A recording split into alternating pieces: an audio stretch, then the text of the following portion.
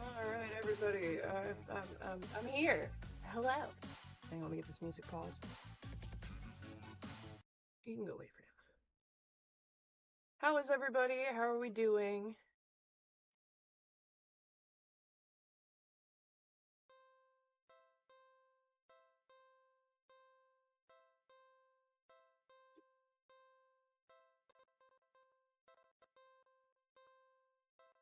Let's turn this back up a bit.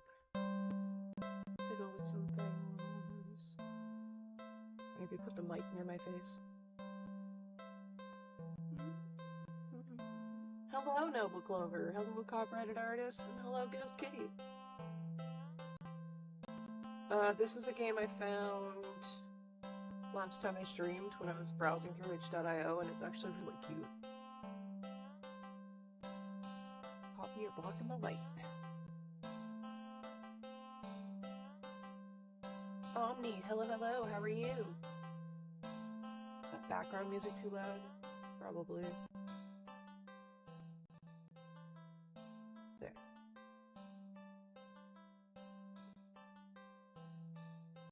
making sure everything's running fine. They are. Cool. So I did already start this game. Oh,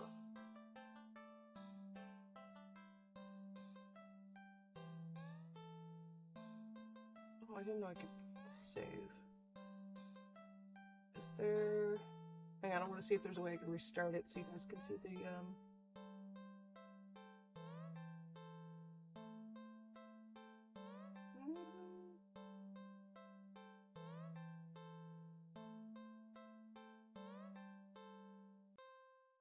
But, like, I don't wanna continue.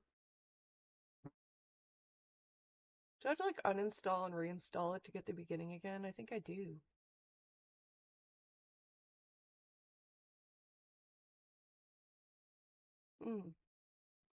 Alright, we'll go through. We'll just,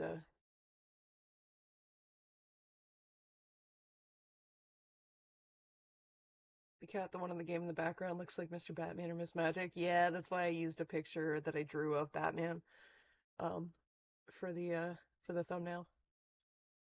This game is all text. I mean, there's some sounds, there's visuals, but it's all text. And it's all narration, so there's not really voices.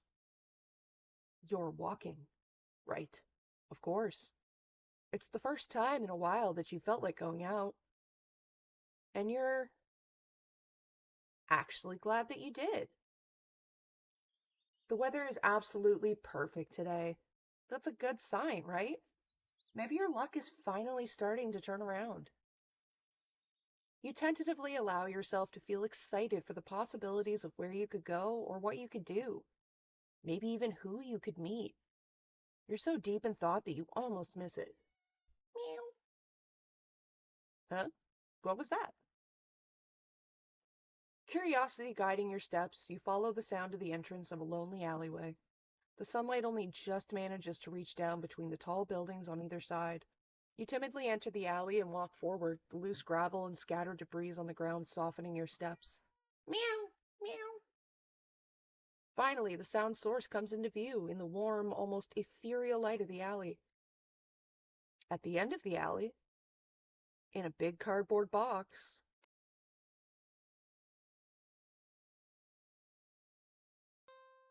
is a cat. Huh? Guess that should have been obvious? It's an interesting looking cat. Its pretty yellow eyes shine like gold amongst the dark sea of its black fur. It puts its front paws on the edge of the box and looks up at you.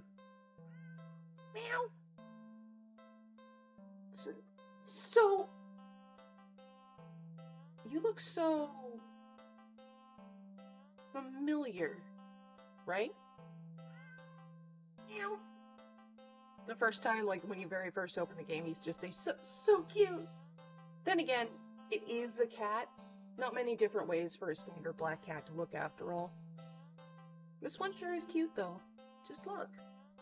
It's not glaring at you or hissing at you for getting close like other stray cats have in the past. It's just sitting there, patiently, waiting for you to do something. Do we take it home or do we not take it home? What do we do?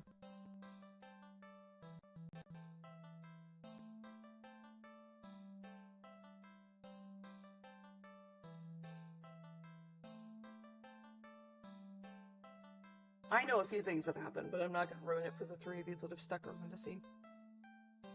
4. I spoke too soon.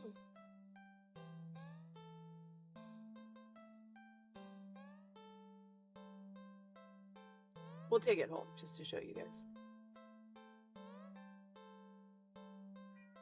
Meow. Well, why not? Right? Meow. The box is too clean. Must have just been out to have been just outside. Yeah, that's true. Especially the back of an alley, right? You barely reach out your arms before the cat eagerly leaps into them and climbs up onto your shoulders. It butts its head into your temple, nuzzling against it.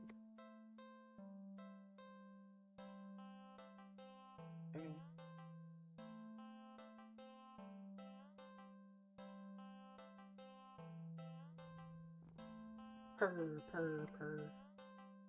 Hee hee hee. You can't help but smile at the cat's enthusiasm. Let's get you out of here, yeah? On the way home, you briefly consider getting cat food. But that would be a waste of time. You shrug at the odd feeling and move on. You live in a modest apartment. 1 bedroom, 1 bathroom, 1 you living alone in it. So it feels weird having another living being inside it after so long. Even if it is just a cat.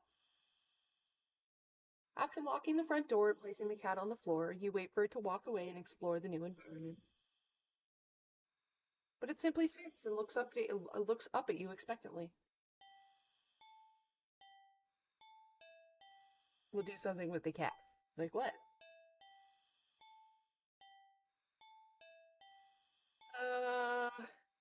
It's a cat. We'll play with it. Poor thing was probably bored stiff sitting in that old box all day, just watching crowds of people walking by them, ignoring them. But you can't just leave them alone as soon as you're home. A little interspecies socializing won't kill you, right? Meow. Aw, you just want some attention, don't you? You want to play, huh? That's a yes. Okay then.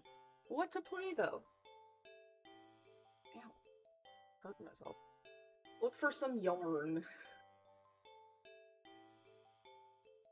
If every movie and cartoon involving cats that you've ever watched since childhood is to be believed, then you can deduce with almost absolute certainty that cats freaking love yarn. Probably. Ooh, found some yarn. You unearth some from an old box in the hallway closet that's filled with knickknacks from various abandoned hobbies.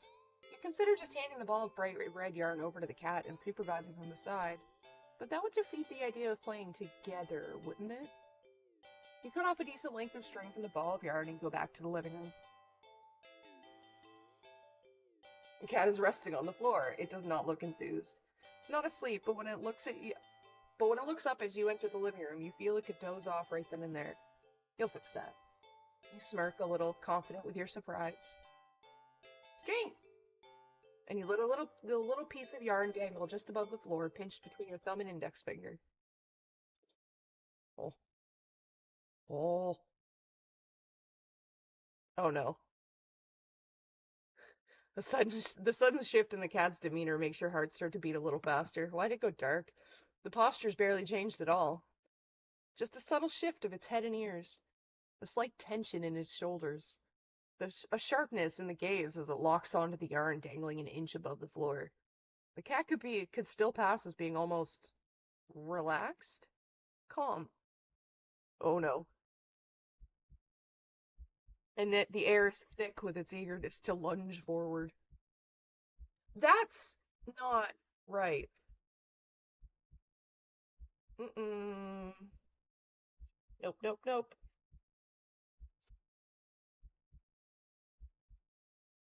You feel like you've just witnessed the awakening of the perfect predator. You're almost afraid of what will happen once you make the first move. But it will be you who makes the first move. You take a deep breath, relax your shoulders, and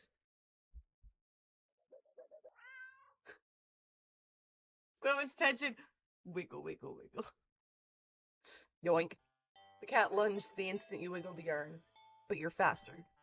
It completely misses as you flick your wrist, making the yarn recoil out of its reach like a terrified snake. Having overshot its landing in Having overshot the landing in its eagerness, the cat stumbles and looks around as if shocked at its failed attack. You generously click your tongue to help reorient it. The cat whips its head around at the sound. You're slightly taken aback at the intensity of its stare on the yarn, but you persist. You wiggle the yarn again, encouragingly. And yes, maybe a little tauntingly. This time, the cat anticipates the yarn's upward dodge and leaps up to swipe at it. But you're already one step ahead, puppeting the yarn to dance gracefully out of reach once more. Come on, you can do it. It's a little condescending, but you can't seem to help it. For some reason, it feels good knocking the feline down a peg or two. At least it seems to be enjoying itself. You hope, anyway. You keep going.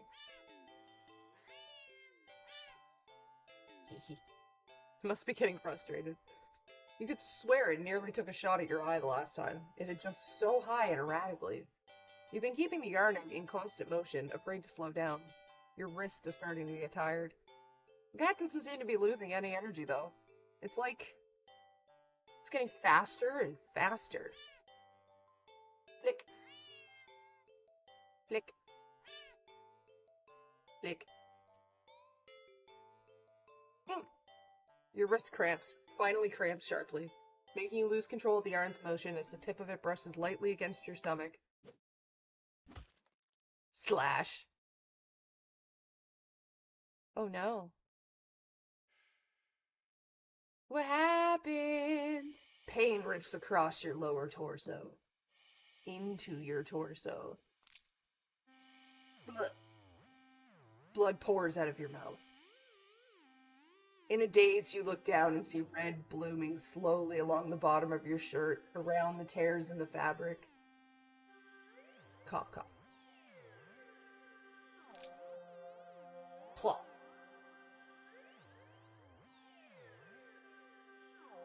You watch as long, thick ropes of something pour out from under your shirt into a bloody heap on the floor at your feet. A single red streaked rope still hangs from you,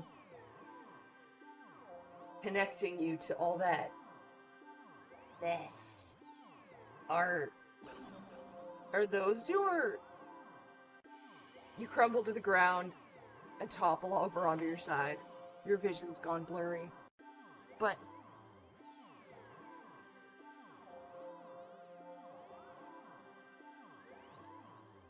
you can just make out the shape of something small and a deep inky black as it walks over and inspects your... Oh god, they're your intestines.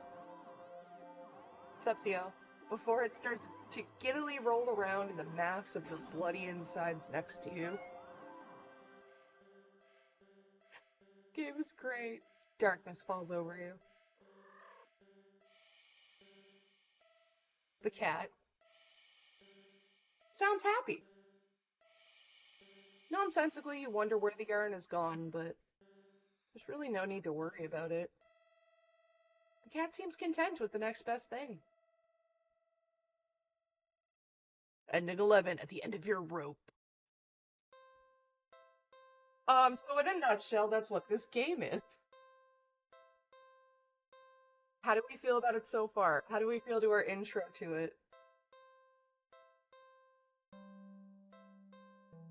Oh, a classic kitten. If it fits, it snits. See how it just tore us open and played in our entrails.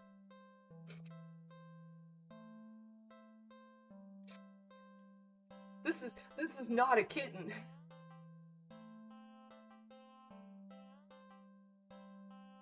We'll do one more. And then, I don't know, maybe, we'll skip to the cat.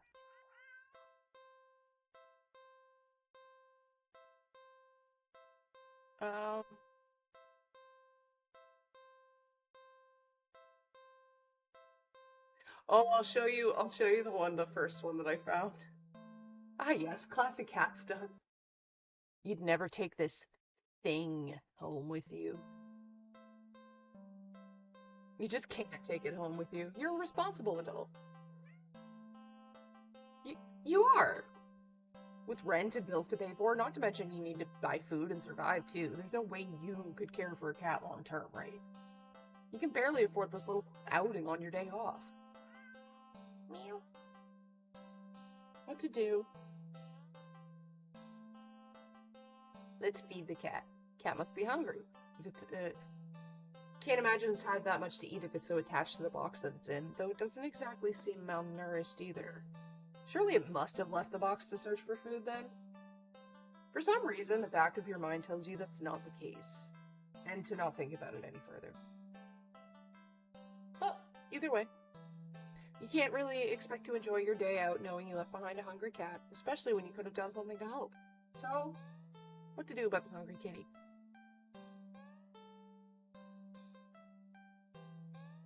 Not yet. So, what to do about the hungry kitty? Sometimes I'll click on like the question mark one and it just goes, "You aren't ready." That's like, whoa, for what? Let's look around the area. Glance at the dark, dingy alley, and only see garbage bags, trash bins, empty cardboard boxes, and scattered litter here and there. If there was something for a cat to eat, surely it would have found it by now, right? But you don't have to just give up so easily. You keep looking.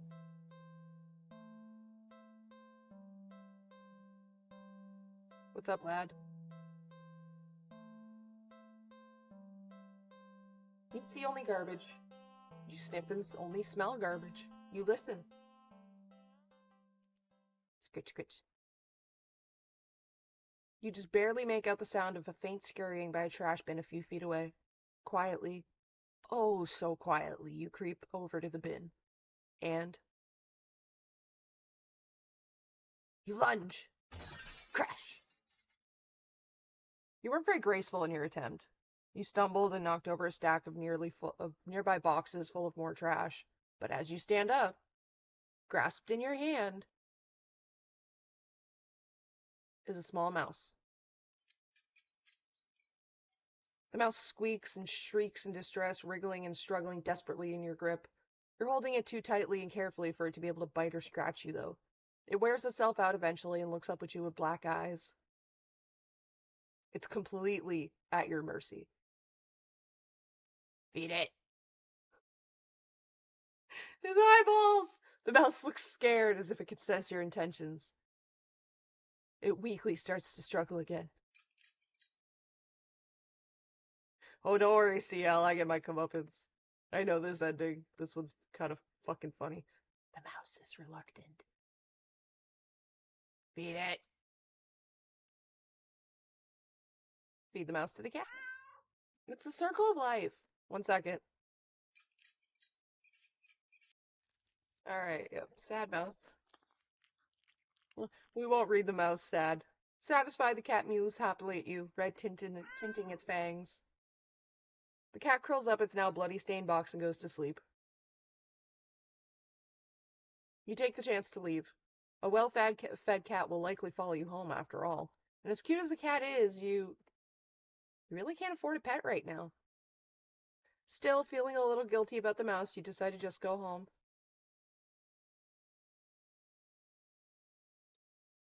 Do-do-do. I'm all sad and quiet now.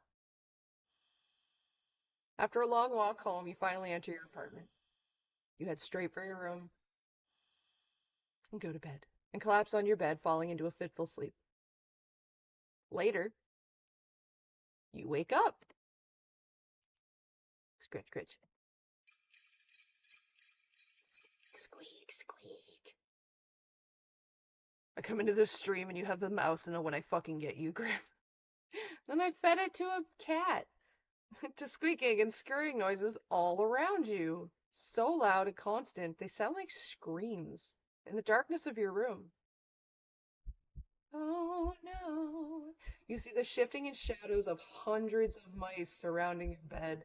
I think I picked the wrong mouse, guys. You try to run. But you cry out and just twin lances of pain race up your legs. You fall off through the bed in your attempt to escape. The hordes of mice dodging you as you crash to the ground. You stand up. Looking back and squinting in the dark, you just about make out the source of your pain. The flesh and tendons of your heels and ankles are mangled, bitten through your socks. No! Leave me alone! Desperate, you crawl with only your arms towards the door. The mice descend upon you, biting into your skin. See, they got me in the end. Gnawing away pieces of you. You start to fade in and out of consciousness. but you still reach up for the doorknob. Your arm heavy, weighed down by mice clinging to it with little claws and tiny teeth. You manage to jostle the knob enough for the door to swing slowly open. Plop. Chewed off my goddamn arm! But your outstretched arm suddenly falls to the ground, lifeless. This game is free, by the way. It's on itch.io. There's like 40 endings. The mice manage to chew through your flesh and bone of your now dismembered limb. As a few mice creep forward to curiously inspect your arm, you stare blankly at it for a moment before sliding your gaze up. In the newly opened doorway sits a familiar-looking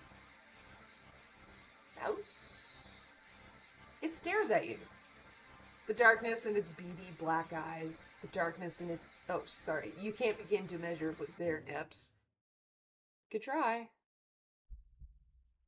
Nor the hatred pouring out from within them. All of it. Aimed at you. You collapse, head hitting the floor as your other arm is eaten away as well. You're not sure how you're still conscious. The pain should be indescribable, and yet you just feel a cold sense of loss. The mice have clustered along your back now, gnawing and ripping their way between the shoulder blades and into your back, into your chest. You weakly cough up blood. They must have damaged something important. You feel something being pulled out of you, and in between the moments that blankets of darkness fade in and out of your vision, splat. You hear something wet plop on the ground in front of you. You pry your eyes open and see it in front of the mouse. Weirdly shaped, red with your blood and pulsing and... Oh, that's your heart. Isn't it? The other mice all descend upon it, abandoning your half-eaten body. You're losing a lot of blood. You feel sleepy, but you also feel... anger? Yes. So much anger. How dare they? How dare they? The last thing you see before your vision fails you is a pair of glowing eyes leering from the darkness beyond the doorway. It's the cat.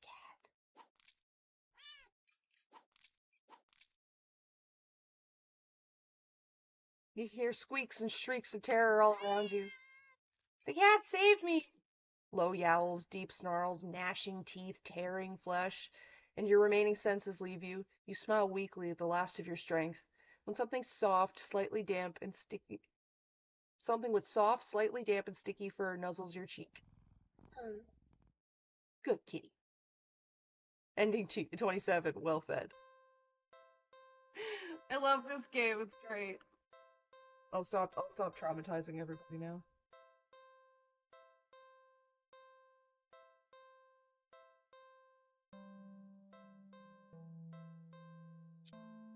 I wanted to show that to you guys because it's cute. Yep, classic cats, we've all been there. I'm bored and I don't really know what I wanted to do. I thought I wanted to play more of that, but I might pull up some Bodycam footage.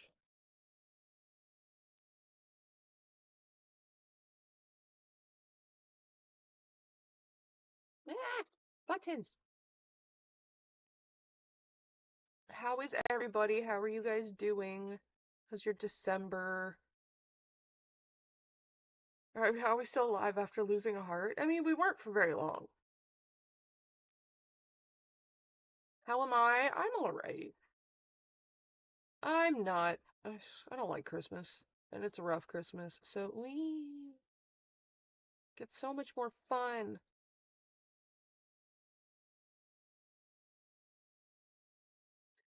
And I gotta make $10 more before tomorrow. Otherwise I'll get paid next month. But I mean for me too, but that's neither here nor there. That's not the end of the world. Complicated, yeah. Very, because I have like 2 deaths to deal with this Christmas, so that's great. Doodling, we love doodling.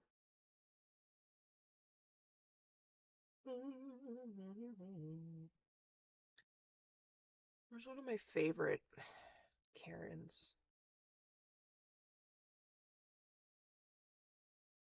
Watching like drunk white women get arrested and throw tantrums about it is like one of my favorite things.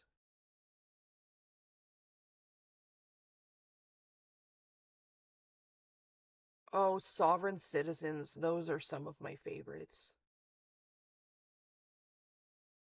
Do you guys know what a sovereign citizen is?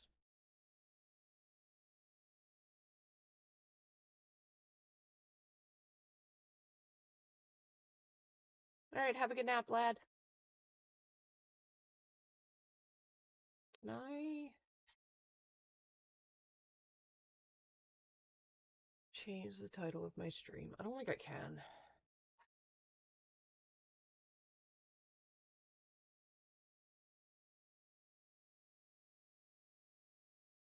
Nope. I mean, maybe? Probably somewhere. I just cannot be bothered.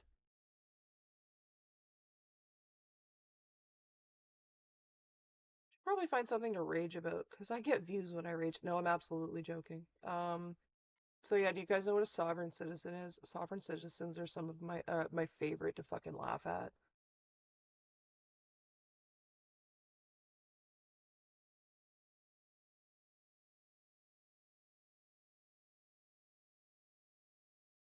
Yeah, even your job that you absolutely love. Except now I have to stalker at work. Oh, um, one thing that I've heard when it comes to dealing with stalkers is never call them your stalker. Always call them the stalker. Like, never put my or I have in front of the stalker because, like, that almost validates what they're doing in their opinions because they're fucking psycho. But no, sovereign citizens are those people who believe, like, oh, if I just say that I don't, um, believe in the government, then I don't have to, like, follow laws. So they're like, oh, I don't need a license to operate a motor vehicle. I don't need insurance. I don't need this. They love trying to tell the cops, like, what the actual law is. And they're just so fucking funny because they're so dumb. And like, God love the cops that have to deal with these fucking assholes because they're just so ignorant. And it's just like, I'm gonna tell you what the law is. Yeah, the weird thing about stalkers is like they're living like I don't know if you guys ever heard of something called limerence. It's really like I don't know, I think it's prevalent to what stalking is and like how it works because it's very similar. Limerence is a thing that people go when the sort of some people go through. You can like find the threads on Reddit to like hear personal stories. But like it's basically an obsession with a person, like a delusional obsession where you practically like you don't even actually see the person for who they are. You see them for what you've created in your head, and the relationship that you do or don't have with that person isn't based in reality. It's based in what you've that person's created in their head. And like when it gets into like maladaptive daydreaming kind of shit, that's when it's like technically termed as limerence. And I find it like it's interesting in the sense that like I find it pertains to stalkers because the mindset's very similar. The thing with most stalkers is they have a perception of who you are that they've built up into your head in their head, and they've also created some sort of relationship around that, and everything they're doing, the decisions they're making are not based in reality. So like it's really easy to do something that you think would be a deterrent that to the stalker actually just like validates their delusion in their own mind. It's so fucking weird. But, and in terms of like getting the cops to deal with it, document everything. Start making police reports and complaints as soon as you can. They're not going to do anything at first, but what that does is establishes a paper trail and a pattern of behavior so that if it escalates or gets to like a more concerning degree, you have something more tangible to like go to court with to get like a restraining order or a protective order. Because those are really hard to get without proof. But if you have like 20, 30 different police reports of you complaining about this guy stalking and harassing you, that's a lot more pertinent to like a judge than just saying he's stalking me. I have all these text messages. You'll probably get brushed off a lot at first, but try to establish like a paper trail, write down every time something happens, record it if you can, if you're allowed, because that'll really help you in being able to protect yourself if you need to.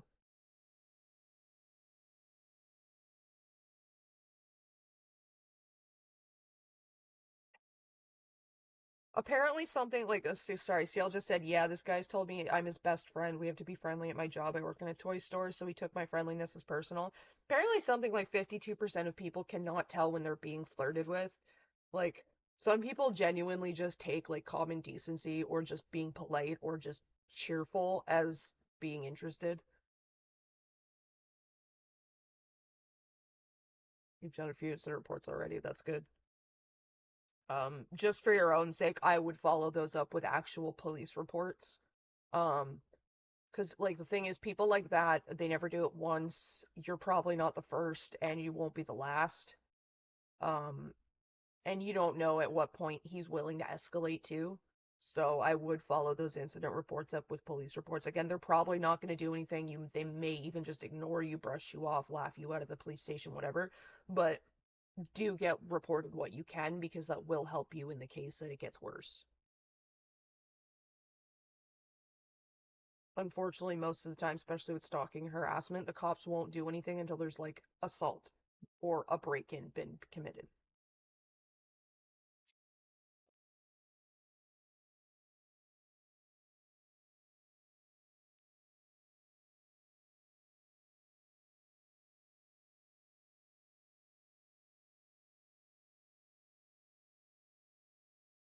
Should fucking go to school to be a paralegal or something. I don't know, I'm debating going to school. Hello. I'm debating going, well, I have to go back to school to finish school, but I'm debating, going and taking some psychology courses too. For shits and giggles. Well, mostly shits and giggles, and also because, like, hey, if I start training to be a therapist, I can be my own therapist. If I learn how to legitimately psychoanalyze somebody, I can psychoanalyze myself. Hello, Miss Mashed Potato Stash. Fucking love that name, it's so fun.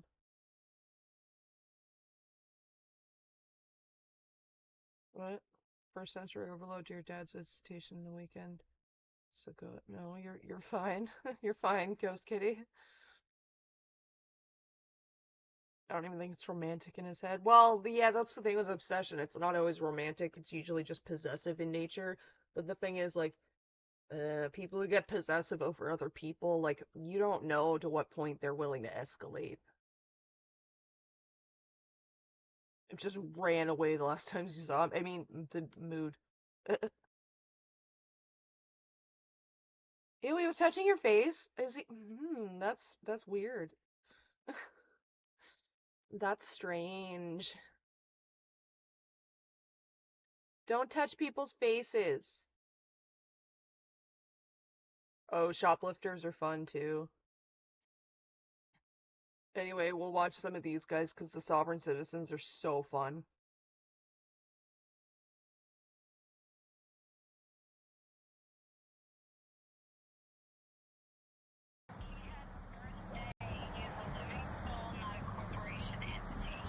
Okay.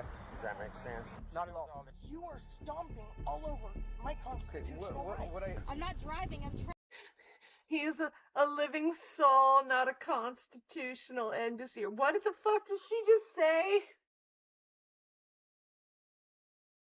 Not a corporate entity. Oh, I love it. I love how dumb sovereign citizens get. It's so fun. traveling. I'm not driving. I'm traveling. What's your method of travel, my dear? A car. You're driving it. You're driving. In the U.S. judicial system, it's said that no one's above the law, but some people think they don't have to follow the rules. So We're fun. taking a closer look at 6 times I love sovereign citizens were citizens. arrested on police body camera. Is this too Welcome loud to for you guys? After Hours, presented by Law and Crime. I'm not driving, I'm traveling. Sam Goldberg.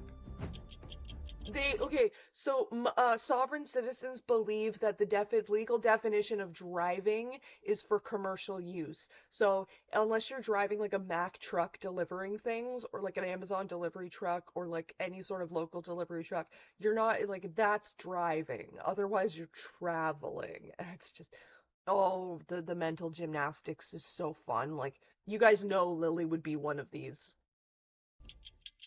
You just know First, Lily let's would be talk one of about what these. sovereign citizens actually are. It's a very loosely defined group of people that believe U.S. laws don't apply to them, based mostly on cherry-picked court rulings and statutes. This can lead to traffic stops by police who often find these, quote, sovereign citizens driving with fake plates or without a driver's license. We begin today's After Hours in Myrtle Creek, Oregon. And the amount of times I've seen Bodycam, sorry, I keep pausing this, like, otherwise we're just watching somebody else's video. The amount of times I've seen Bodycams where, like, they start talking and then all of a sudden they're into the radio, they're like, yeah, I got a sovereign citizen. And you can hear the drop in the cop's voice where it's just like, oh, dear God, I have to deal with this again. It's kind of funny watching body cam footage has actually like softened my view on ACAB. I no longer believe that all cops are bastards, but a good majority of them are. At the same time, if I had to deal with this kind of shit every day and all fucking throughout the day, I'd be an asshole too. It's I'd April probably be a bastard 2022, and a myself. police officer noticed problems with an SUV's license plate. Jania Green Carnes is in the driver's seat, and she's frustrated from the very first moment. Hi there. Yep. Yeah, I'm Officer Kennedy, Myrtle Creek Police earlier in our conversations being recorded, okay? Yes, it is. Reason for the stop today is to unearth your She's, taxes, she, but do you have your license on you? he goes, he's like, this conversation's being recorded. She turns her dash cam and goes, yes, it is. I don't know. I'm asking if it's a firearm, so if you reach for Yes, it, we have sir, issues. it is. Okay, don't ever reach for it, okay? Okay. Will you do me a favor? I'd like to remove that from you. You really I would reached. rather remove it myself. Hang on a second. Yes. Don't reach for it, just answer it. Is that a firearm under your jacket? Don't reach for it, just answer it. Is that a firearm under your jacket? So she goes to pull it. Are you kidding me? That's how you get tased, potentially shot in the face, ma'am. You can't you can't sit there in your car with a cop at your window and fucking reach into a pocket. Especially if they ask, is that a firearm? Especially if they say, don't reach into your pocket. Oh my God, lady, you're trying to get shot. You think I don't know. she 100% she thinks because she's white and she's a woman she can get away with this shit. No, I'm asking if it's a firearm, so if you reach for Yes, it, we have sir, issues. it is. Okay, don't ever reach for it, okay? That look on her face, do you see that? Where it's like, don't ever reach for it, and she goes, like, what is that? Are you a toddler? That is the face of a 3-year-old about to like touch the thing they were just told not to touch. Will you do me a favor? I'd like to remove that from you. I would rather remove it myself. Okay, than you're not place going to it do on that. You're not going to put a firearm in your Sir, mouth. Okay, so I'm- just hear me I out. am Stop not- talking. Just let me explain, okay? This is for my safety. What are you I don't need breathing any out your nose for later, It's lady? about my safety. Okay, I'm not going to hurt you, nor am I putting up an intimidating Well, I'm front. not Okay, just going to listen. hurt you. This is what I would like to do, okay? All I would like you to do Curse those stack cross your papers. fingers like this, put your hand on your head, and I'd like to just grab and take it out. I'm not going to seize No, it I or do anything not like want that. my. Wait, my what do you have weapon right on your outside of hand? my Where's vehicle. your He's ID? got notes on his hand. I love that. I do not want my weapon outside of the Okay, vehicle. where is your I ID? am willing to put my weapon on the dash so that you can. Oh, Lily clearly would see it. absolutely be one of these people. Fine. Okay, Then it'll I'll tell say you where what. it's at. Put the paperwork on the dash for me. Put the paperwork on the dash. Why? Because I'm telling you to. Lady, just And do it's a it. lawful order. Put the paperwork on the dash now and put your hands on the steering wheel and don't move. Like, this would have been Okay? done and over You're with being already if she confrontational. had You just, have a like, firearm. cooperated. We're not going to play that game. I'm going to get your name, date of Oh, birth, and people I'm are going gonna to hate continue me. my Oh, traffic so stop. everyone You should just understand cooperate? that? Honestly, in a traffic stop, yeah, just fucking cooperate. Otherwise, they will drag you out the car. That's fine. I recommend that. Well, if you're not going to plead the Trying fifth, to you're pull going a to need to gun on present a me with an cop. ID. That's how you Can get you shot. point to where your ID is? No, sir. You told me to put my I hands did, on the but steering you wheel. told me you were going to plead the fifth, which means you're not going to talk anymore. If you're not going to talk, you can't tell me your name and your date of birth. Does that make sense? So will you tell me your name and date of birth? Not until I present this paperwork. Okay. 3216. You can't do that. You can't Can I tell the get another cops unit? how things are gonna go. You really I'm can't. gonna get Sorry, my just chief down wiped here my for own you. mic there. Sorry, guys. Keep your hands right where they're at. I love this. Like, I will keep them there as long as I can. Okay. as long as I can. They are resting on your They need steering to wheel, remain ma'am. in your hand. Just stay away from that. And I How already hard told is it you, to just I will leave keep them them there there? as long as I can. This is not exactly a comfortable position. Not yet. Females are Literally very resting on cooperative. something I am like not this. uncooperative. I am simply answering you without How is that question. uncomfortable? I don't even have anything to rest my Not at hands this on, time. and it's not uncomfortable. See, you guys always do that. You guys always do that. How many times do you think she just sits there with her hand like this on the fucking steering wheel driving, and she goes, "This isn't very comfortable." You literally, sir, are supposed to sit with your hands at 10 and 2. Or even fucking further down. You're actually supposed to hold them further down. But, like, how is this uncomfortable if this is how you're supposed to be driving? make something up that isn't there. What did I make up today, ma'am? You're saying I'm being confrontational. I'm not being confrontational. Okay, You maybe- let me tried use a to different pull word. your gun Argumentative. on him. Well, maybe argumentative, but I'd say so are you, because you're not getting everything you want exactly when you want it. Yeah, because I gotta survive every contact, and I I'm gonna understand get that. what I want when there's a firearm involved. You know Ma'am, what? you It's tried gonna to I'm pull sorry, a but gun it's the on him. police that have proved themselves to be unreliable. Oh yeah? Have you ever met me before? Yes, I You've have. met me. Where did you meet me? Matter of fact, really doesn't matter. Okay, so you It haven't really met me, doesn't so matter. Therefore, you have no idea whether I'm reliable or not. All I know is you're wearing a monkey suit. A monkey suit? A I monkey believe suit, it's a police Jesus uniform and a Christ. badge. See, again, But that's fine. I've I had get some what bad you're trying to experience with do. cops. You're I'm not like huge on cops, to be quite honest. Like, wow, she's uncomfortable. It's police brutality, right? Like, I've had arguments with cops. I've had cops do some shitty things to me. I've given them a hard time. This, that, and the other thing. Um, what was I getting at? What was I getting at? Oh, I lost my own point. Shit, I lost my own point here. But like this guy's being so calm. He's being so polite. He's just like, no, listen, listen.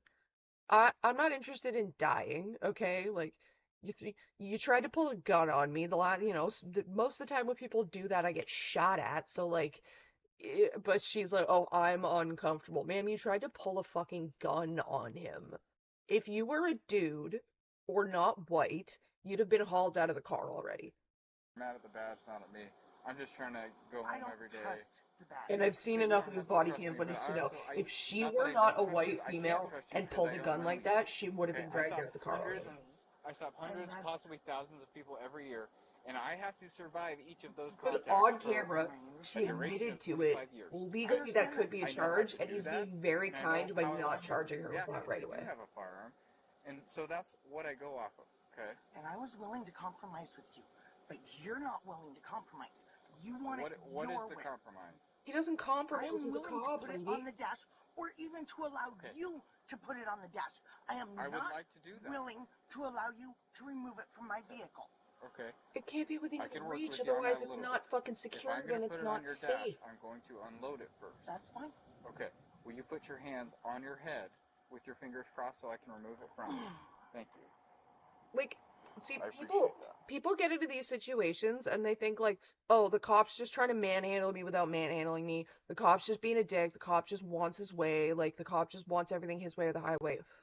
This is not only for his safety, but for hers as well. Okay, like, dude's a cop. I get that, like, I'll even say myself, you signed up for a job in which you're shot at every day, but that still doesn't mean it's not a tense situation to, deal with the fact that you may be shot at every day. And then you've got a woman like this, who already tried to pull her gun on you, and she's so flippant and blasé about it. He's probably already on edge, and he knows she has a loaded firearm on her. He doesn't want a situation, or I'm speculating here, but I've seen enough of this to know, he doesn't want a situation in which she moves funny and he ends up pulling and shooting. This is just as bad for him as it is for her. It is as much for her safety that he is like at ease by where her hands are as it is his own. Because then he doesn't overreact because he thinks you're going for the gun. Because for all you know, he's been shot at 3 times today already. For all you know, he had to change out his bulletproof vest because he already took one in the chest. If you could keep them at least visible, that would be wonderful. Now, Keep can the I visible begin lady. going over this paperwork with me that you're going to thoroughly disagree with me on anyway? I'm not saying I'm going to disagree with you. It may be legitimate, okay? It is legitimate. Okay. I've done Well, that's my fine. research in my own Once I get this done, we'll move on with the rest of the stop. Monkey suit has police uniform equal monkey suit, and that doesn't matter. Well, that's just a thing that people say, like, oh, if you're in a monkey suit, you just work for a circus, you just do what you're told, you're just a dancing monkey. Okay. That's what that is. I'm all about respecting you and trying to work with you. I was trying to be helpful. No, I was asking you to No, do you were not. something. I was talking, Now we're making shit I up. was talking about with getting the bullets out of the gun. I was just No, sweetheart. You went to pull your gun, and when he said, is that a gun, you had a little smirk on your face and said, yes, it is. When he said, do not reach for it, you went. And you were refusing to obey that. Like you were For personal contemplating feelings, doing I it like a understand that. toddler. You did not prefer it that way. But there's times during a traffic stop or an interaction with police, you have to set your personal opinion or feelings aside to obey a lawful order. Put my weapon on my dash. Now she's doing this for control. No. Correct. You After I agreed told you to put my weapon. Okay, we're gonna stop this. I'm gonna wait for the dash. chief. We'll go from there. I'm gonna put it on the dash now. You need to not reach for it, and I'm gonna put it on that side. Will you roll that window down? She just wants control of the situation. Just turn it to the arm. She wants him to do everything her way so she feels in control. Oh my god, the front of your car is fucking wrecked. Where's your hood? Actually, I'm gonna hold it here until the chief's here. Okay, where's your identification? Ma'am's driving with no hood. The front of her bumper all tore up. Exposed engine. Fine with me. Someone probably The stole chief your of police dipstick. arrives to help the officer. I have the firearm now. Like, are you drunk? Essentially, Lady? approached. I noticed you had the firearm on her head. Not a big deal. I asked her if it was How do you just get in your car and drive with no hood on? Like, that is absolutely insane. Her tell me instead of reaching it. She reached for it. Anyway, I asked her to put her hands on her head so I could remove it from her. It's gonna get more interesting, because they usually get more interesting. I like it when they get loud. Oh, she gets arrested. She refused to do that. We ended up coming to a compromise. She let me take it off her and unload it. So it's been a bit of a Yeah, I wonder why they stopped her. Well, apparently, because a cop was behind her, they stopped her because her plates came back funny. She's got fake plates. Okay, just real quick, ma'am, just so you know, my name is Chief Brewster. Let you know I got my camera going too, so it is recording, okay? Okay. I've got my camera recording as well. Now, as I told you before I relinquish my information, See, she wants control. I'm going to go over this paperwork. Okay? She's got a little printout from the Facebook group. Oh, now she's gotta find them. She's gotta get them in order. She has a speech prepared. She's been waiting for this day, guys. That's why she's driving around with no fucking hood on her car. She's been waiting for this. She's been practicing this in the mirror. You know she's waiting. Despite being insistent Well, that missing she the hood, read the the cops papers to disarmed the her vehicle. officers, it takes Green Carnes a while to get things organized. But she finally finds what she's looking for.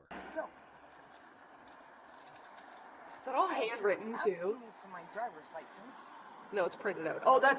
Oh my god. Guys, that's absolutely, like, from the Facebook group. That's so funny. To travel upon public highways and to transport his property thereon by horse-drawn carriage, wagon, or automobile is not a mere privilege which may be permitted or prohibited at will, but a common right which he has under his right to life, liberty, and the pursuit of happiness. Ma'am, you don't even know the Under words this you're saying. constitutional guarantee, one may, therefore, under normal conditions, travel at his inclination along the public highways or in public places, and while conducting himself in an orderly and decent manner, neither interfering with Your car's nor missing disturbing its another's hood. rights, he will be protected, not only in his person, but in his safe conduct.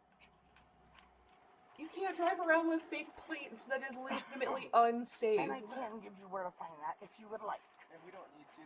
I can give you the Facebook group link. No, the U.S. Supreme Court has not. Yes, they have. And you do have a right to travel. You have a right to travel by your feet or your horse, but you have to have a driver's license. No, you do not. Okay, we can argue this later. So you need to provide the officer with your driver's license, or She doesn't have one. for the carry and present. If she has one, it's expired. Expired or, Called the carry and present a driver's license. It's a Class C misdemeanor in the state of Oregon. fucking... What's the phrase? It's not a failure. Okay, you have to let go of it. You have to Why present do it to Do you have why do I have to let He go? just takes it from him. Just do you like have she's a a concealed toddler. handgun license with you? No. Okay. Do you have insurance for the vehicle? Wait, what'd he say? Gun license? I have to let Oh, go. gun license. I presented it. You can see it. Do you have a concealed handgun license with you? No. Okay. You Do don't have a insurance concealed for the carry vehicle? permit and you're carrying concealed? Not required. Okay. Whether you feel it's required or not, do you have insurance information? Yes or no? No. Okay. Do you have No, registration no information? insurance. Whether it's No carry required in concealed your opinion permit. or No not, gun do you I license. don't know if it's here in the car or not. The Okay, so car you is just in don't know. Okay, that's fine. disrepair. I'll be back. Green Carnes She's ready to pull a continues gun be on a uncooperative cop. and invokes her Fifth Ma'am, Amendment you are right not to being remain safe. silent for the time being. So, Does she actually? ma'am, here's the deal. If you believe Because they always say that, then they keep talking. this is part of your right to travel, this isn't the place to argue that. Okay, that's why they have a court of Oh, law. she's got the phone too. You mean another waste of my time? Okay, well, you're Court of law is a citing what waste you of my time. think's Man, a the part court of of the law is the thing that you're Constitution. trying to like cite And so at if the it's cops. What are constitutionally you talking sound, about? that's what a court's for. And that's why there's appeals processes. If you don't like the original court ruling. Okay, and if you You read can use your closely, feet or a horse. they did not rule that you have the right to travel without a driver's license in a motor vehicle. Okay. They did. Okay. And I can show you. Well, that's fine. Again, if you believe that that's the case, that's what a court's for. It's not to set out here and Wikipedia argue on says the side of the highway with the the sovereign officer, citizen because that just movement is a escalates loose. things. Sorry, hang on. The Wikipedia here at the bottom says the sovereign citizen movement is a loose group of anti-government activists, vexatious litigants, tax protesters, financial scammers, and conspiracy theorists based mainly in the United States. And things turn America. worse. We'll be back with you. Not authorize him to do that. Do what? He told me he was going to put it on the dash. You can't, ma'am. It's a Well, I'll crime. talk with him, okay? It's evidence. You can't conceal a carry without a concealed carry permit. You Oh give it my back here? god. Yeah. This would absolutely be Lily. Who is she? Except she'd be like pulling the race card that she can't pull. I've never dealt with her before. So she prevented you a driver's license, and she's suspended? Yes. That's the word, suspended. That's a crime if she knows she's suspended. Well, also, She'll get arrested. Let's see her take it. Does she step out of the car? that way. Oh, she does. I'm surprised. I thought they were gonna have to drag her out. No. I kind of find it funny when they have to drag them out. I'm not I gonna have lie. a right shoulder injury, so Chief, can please you hold be this gentle. up? I have a right shoulder injury. I'm sure you do. Was it from the car crash that took the hood off your car? I'm only limited by these two cars.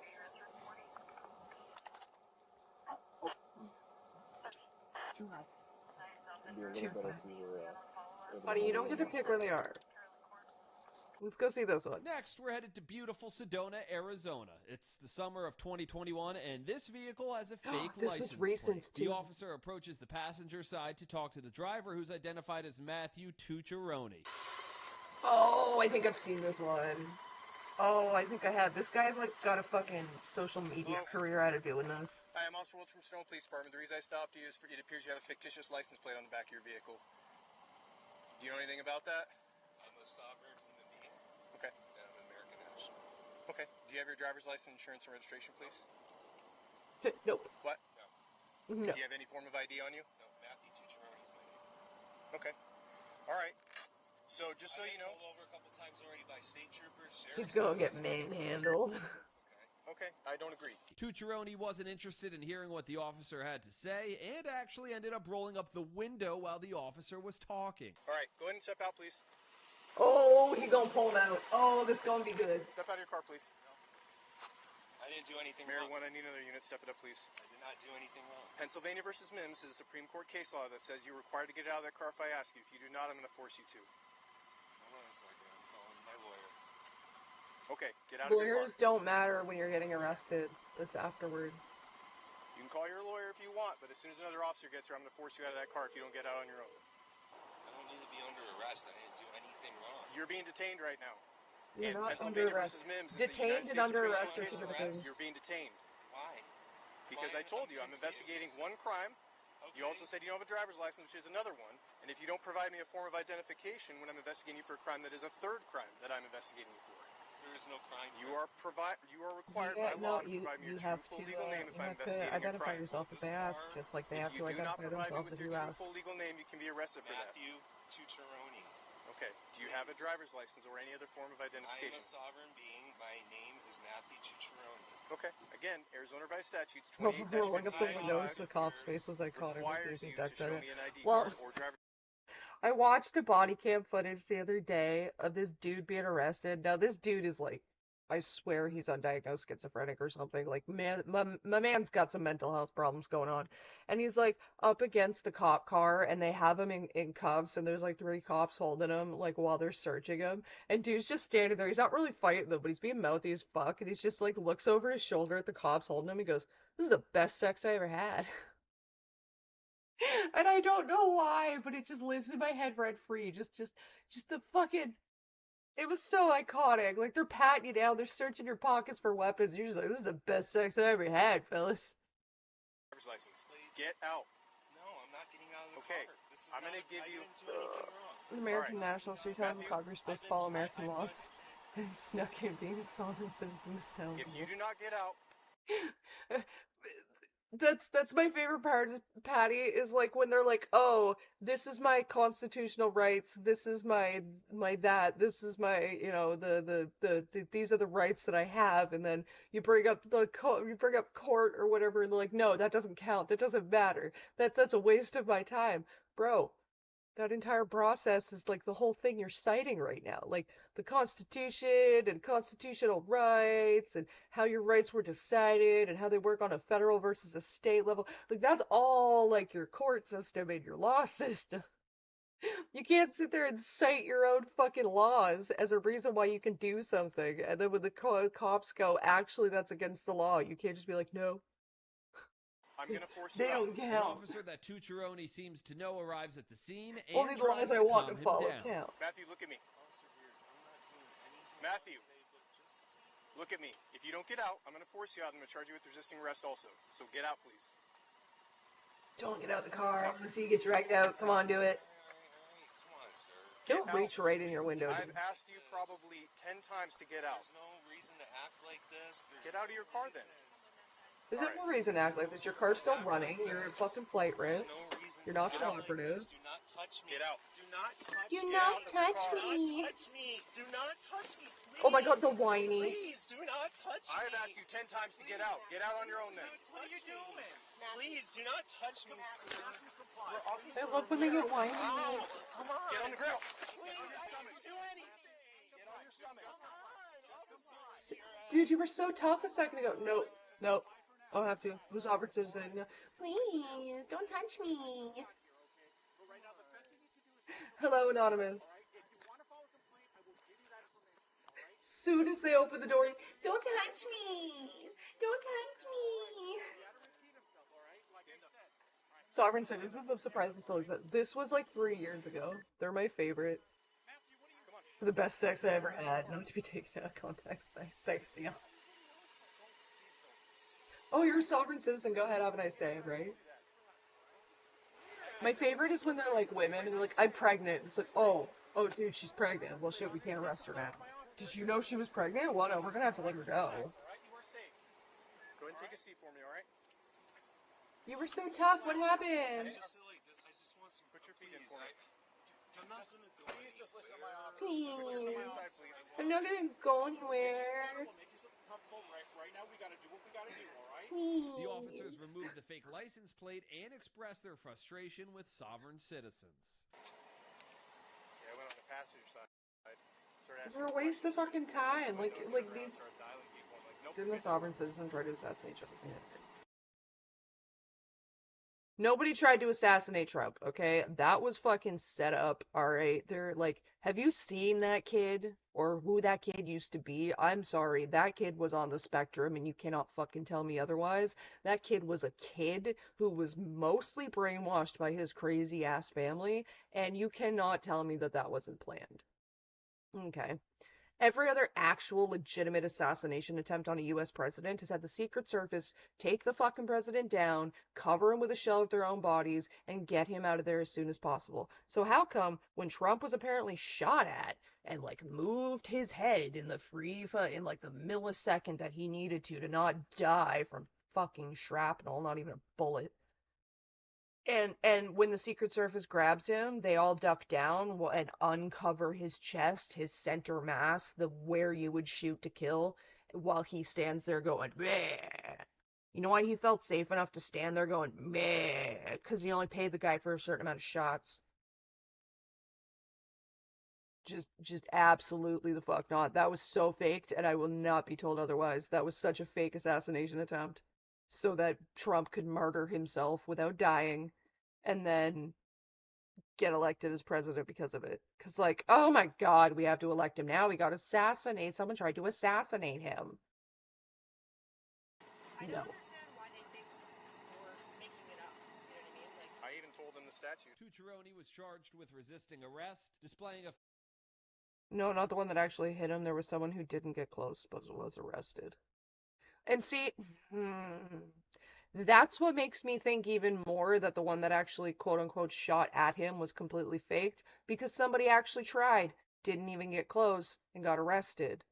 But you know, the 20-year-old who, I'm sorry, you cannot look at pictures of that dude and tell me he was not on the spectrum and not completely like, you can't tell me he was mentally all there.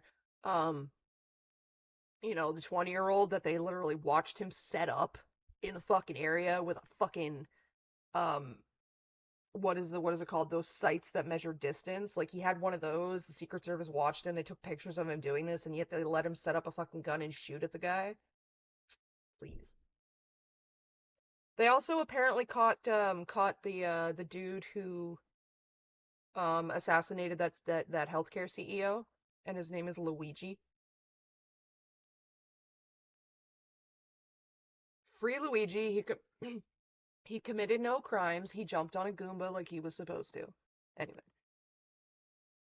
fictitious license plate and failing to provide evidence of identity. He represented himself Oh, I thought you were the in more fun. Superior Court, and the judge decided to move the case to Justice Court as a misdemeanor. Tucciaroni failed to show up for that court date and was subsequently arrested again. Next, we're in Volusia County. He went and represented himself in court and then missed his second court date. Oh my god, I love it. Florida. The sheriff there posted a video Florida. compilation from November 2023 Florida's always the best. showing the arrest of 2 alleged sovereign citizens. The traffic This one's stop chewing on starts his over phone. the This is license great. plate. It's a blue Ford truck displaying some kind of sovereign citizen looking tag. Rangefinder. Thank you, Patty. Yeah, he had a fucking rangefinder, and they're just like, no, that's fine. Post the Union Treaty. You're free to commit crimes consequence-free if you're pregnant. New life hack. His last name is Mangione. Right, the same as the jazz musician. Not Chuck Mangione, but it's Luigi Mangione. Listen, okay, no, absolutely not. There's no way that's his name. I need to look this up. Luigi Mangione. No fucking way.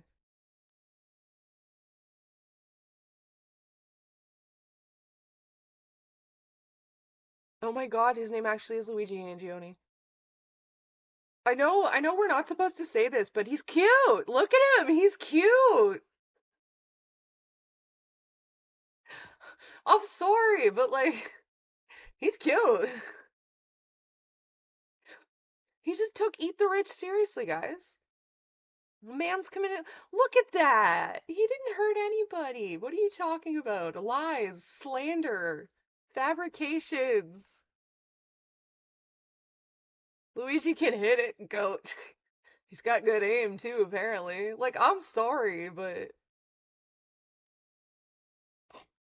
what's with murderers being somewhat attractive? That's like, can we do something better with our lives, fellas?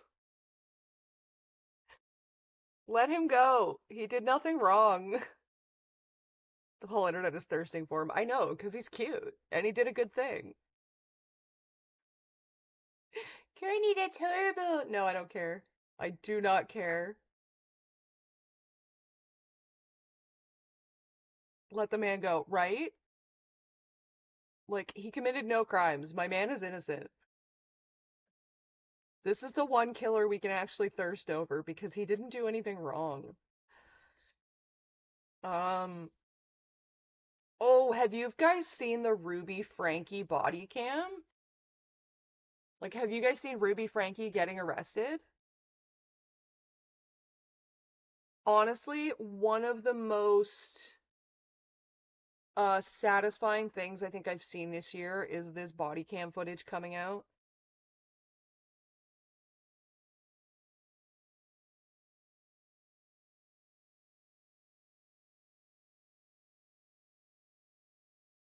Here's the longer one. Yeah, this one.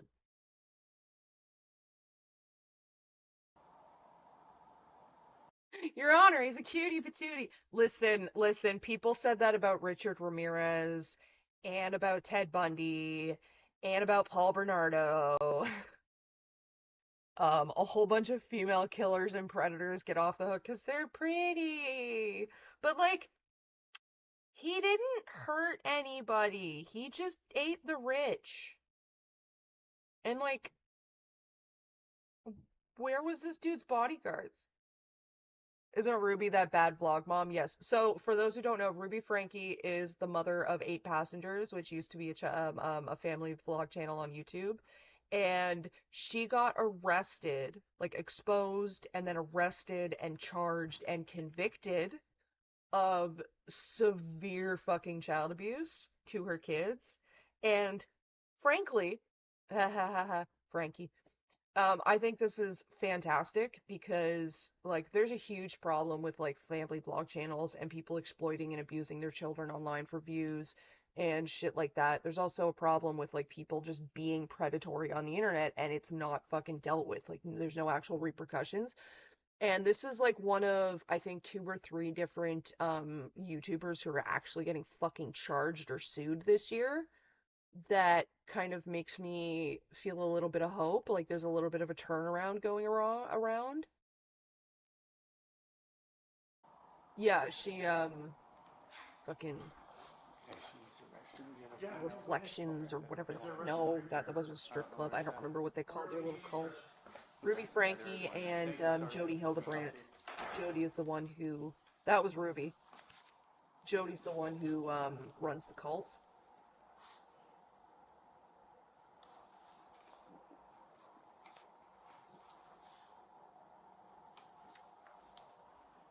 She doesn't say anything. Like, she's very quiet, but oh, her facial expressions are everything. Like, she's so annoyed right now.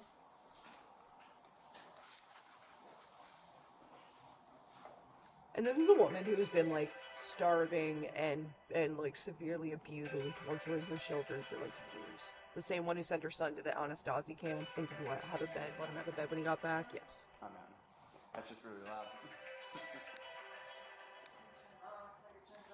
What's that? Yeah, where's it at?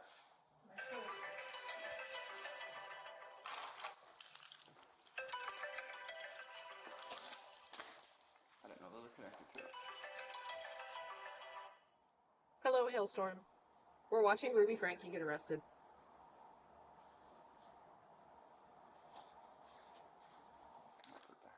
And she got charged, and she went to court, and she got convicted, and she's going to jail for what she did to those kids.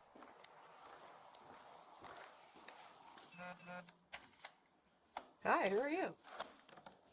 Is it a lock on? Or is that the lock right there? Turn down actually. Talked to him, what's this one about? I just told you. Dr. Phil was okay with sending him to that camp. How about that girl got sent to a wilderness camp to expose the abuse happening there? Yeah, you mean Danielle Bergoli. They're the GOAT. See, the thing is, Dr. Phil, has been disgraced for a long time, to be quite honest. I got mixed feelings. Obviously the shit that he did and the abuse he let happen in his shit, because, like, Danielle Bergoli didn't just get sent to any wilderness camp, she got sent to his. She got sent to, the ranch, is what they call it. And, yeah, when she came out, she See, I'm not sure. Like, I haven't heard too much about it. So, like, all I know is Danielle Bergoli came out and said some shit. I don't know what's been corroborated or what hasn't. But given the fact that Dr. Phil got his start on Oprah, and Oprah has already been disgraced with her little children's school that it turned out she was using to traffic, like, sexually traffic children, mostly girls, and tried to say, "Oh, I had nothing to do with it. I just set up this school and staffed it and walked the fuck away." And it's like, "Yeah, no, you're lying. Shut up. You picked those people. You chose them. You hired them."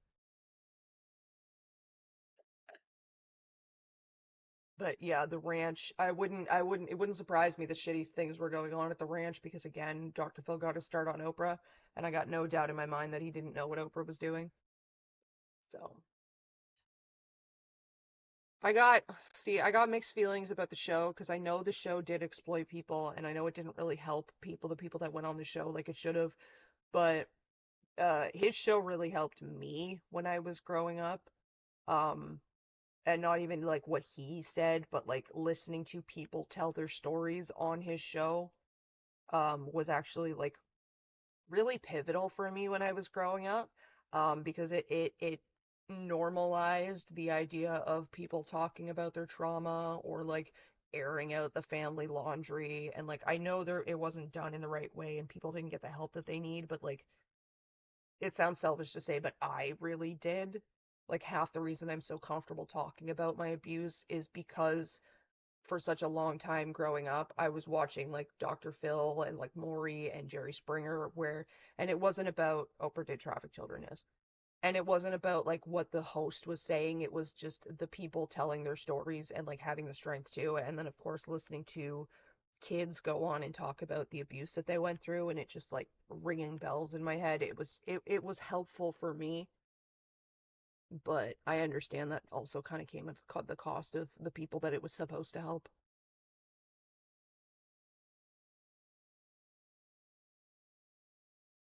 School doesn't seem like a set it and forget it kind of thing. Well, that's the thing. Like, she absolutely didn't just set it and forget it. And she tried to say, oh, I had people managing it, but I wasn't hands on and like right there, and I myself didn't know. And it's like, for fuck's sakes, yes, you did, bitch. Stop lying. You're on the Epstein lists. We know it.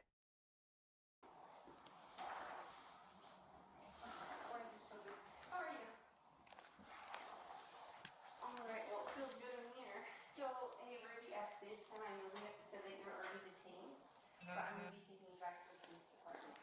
Okay, so I'm going to pop up.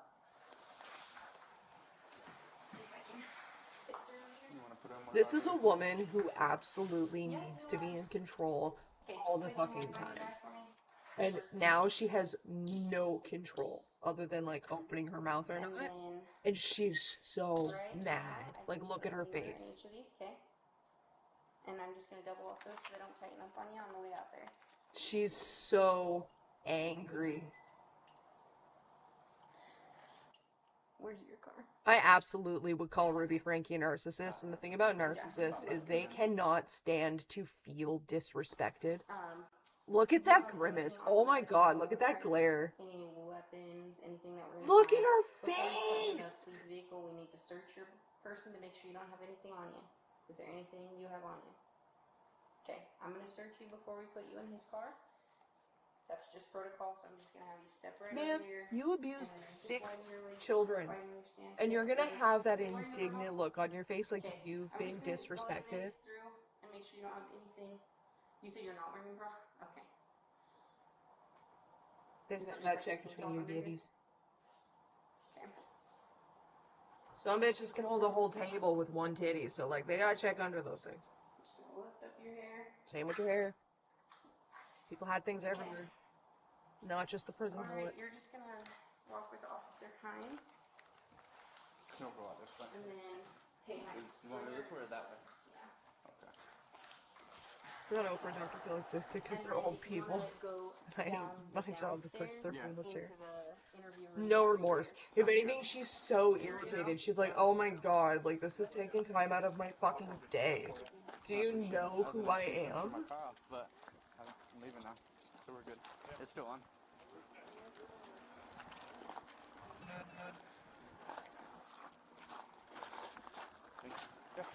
absolute sociopath. Okay. Hey, hold on. Well, Excuse me, that was you want to ask, indigestion. just so we can tell them who we're taking down there?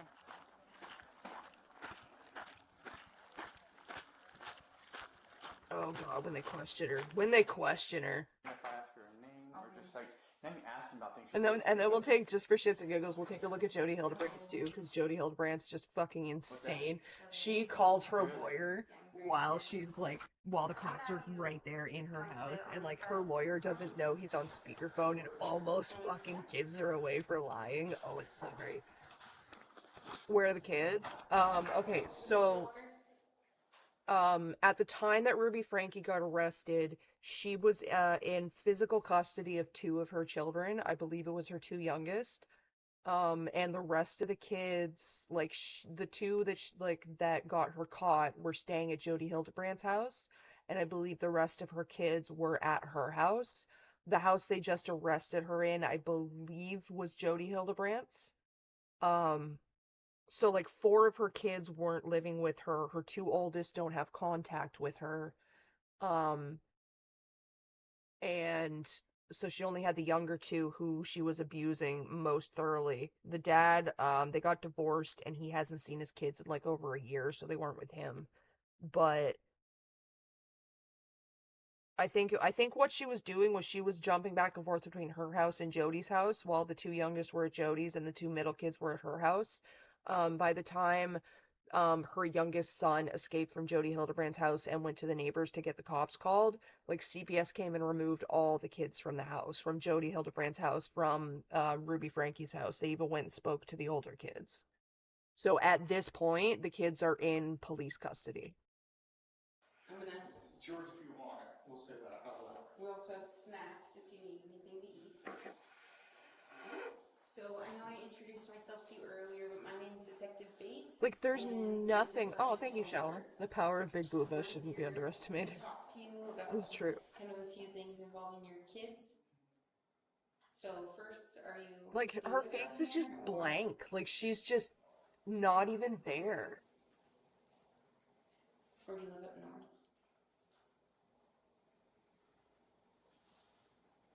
Like, she's just looking back and forth between them and blinking. Do you want to talk to me about where you live or how Wait, many kids you like, have? are you trying to blink in Morse code? So we just spoke with your husband, and he said you guys have 6 kids. Like, Are those all together? Are those all your kids? that is the face of an absolute monster. Just an empty, dead, emotionless husk of a person. I can wait all day. So it's up to you if you want to She talk to us about tortured her what's children. going on. Her kids, her two youngest were found with like tape wrapped around their wrists and Would you feel ankles more for so comfortable talking to long one of that they us? had festering, infected, like awful smelling Or if you wounds. feel more comfortable talking to him, I can step out. And oh my god, the fucking the journals. Okay. So So you don't want to talk to us at all? So the whole time she was like abusing her two youngest children, she was like keeping journal entries of fucking all of it. And when the court case came out, they released a lot of the journal entries, like obviously with the kids' names redacted and everything. But she would sit there and just like make her like 10-year-old that she's been depriving of water and food for days do like wall sits for an hour, and then when the kid cries out of like pain from the torture, they're like, oh, she's being manipulative, she's being sneaky, I told him he's being a snake, he always whines and manipulates and cries, and these children have evil in them. And it's like, lady, your kids almost have a flesh-eating bacteria on their fucking skin, and you're just sitting there like, blink, blink, blink, blink, blink.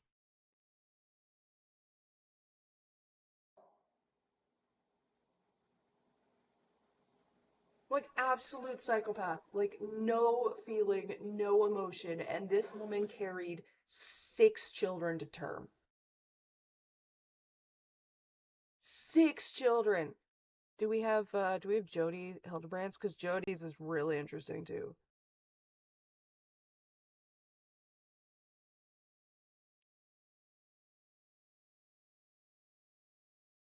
Do-do-do.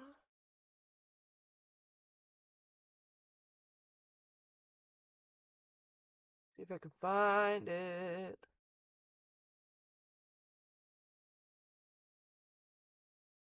Ooh, ooh. Oh, wait, let's find. I know something fun. I know something fun. Judges, um, losing their cool. I love seeing judges go the fuck off at people.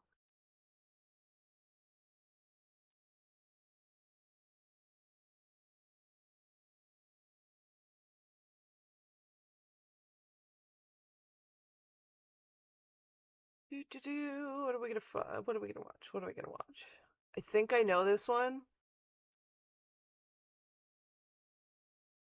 We'll do this one. I'm bored. We're just hanging out. Worst case I've ever seen as far as the facts go.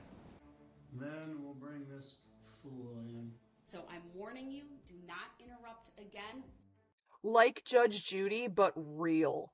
And it is Georgia. the most shocking thing, really, I can imagine, is that a mother killed her own children, and you simply have no remorse for it. From a judge getting into screaming matches with a She's combative defendant, amazing. to another ripping into a murderer for what he's done, to one judge embarrassing a man on a Zoom call in unforgettable fashion, we break down 5 times judges berated criminal defendants.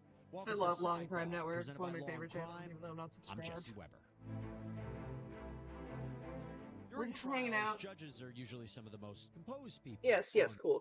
That's fantastic. We love this. We love this.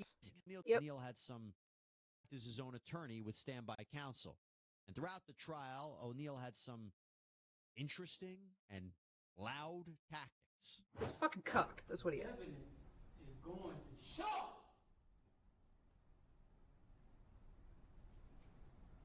that we are under some of the most.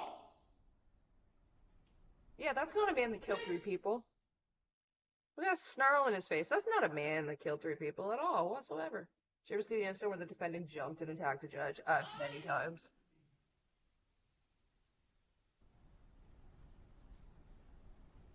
Yeah, like, seriously, look at that. That's the face of a fucking predator. Like, he's really, like, standing here like this, screaming at the court with this look on his face to defend himself against triple homicide. My man, you should have listened to your attorney, and you should have sat down and shut up. Look how aggressive you are. Fictitious government you ever seen. The evidence is going to show. My son said many things that are not true. I always feel when I watch that he was doing. Oh, right. Okay, so I remember what that case was. That was, dude walked into his house one day, shot his mother, shot his baby mama, and then shot his fucking kid. Like, his kid was in bed. He went to his kid's bed, woke his son up, and then fucking shot him, thinking he was going to kill him. Because then he called the cops and was like, oh, I just found everybody like this. Like, it was fucking insane. The kid lived. The kid survived. He had to go to court. And, like, the worst thing is this dude represented himself in court. So when this kid went on stand, as a witness and as a victim, fucking, he had to get cross-examined by his own father, who had attempted to fucking kill him. And, like, the dude's, like, that aggressive throughout the whole court case, and he's sitting there looking at the kid like, what did I do to hurt you? And the kid just looks him dead in the face. He's like, you shot me. And it's just, and then he still has the audacity to just, like, look at the court like that. It's fucking insane. Enforcement fabricated evidence, friend. He also accused police logs examined. Yeah, I don't care about him. I want to get to the judge. I did. Yes. Of this incident. So this is his father. Okay, so this is the dude, the defendant, who's representing himself in court, who has killed this kid's mother and shot him while looking him in the fucking face, and now he's being cross-examined by his father. That night of this incident? Did I hurt you that night of this incident? Did I hurt you that night of this incident? Yes. I did. And how did I hurt you? You stabbed me. Stabbed him, You sorry. remember telling Didn't shoot him, Detective stabbed him, my bad.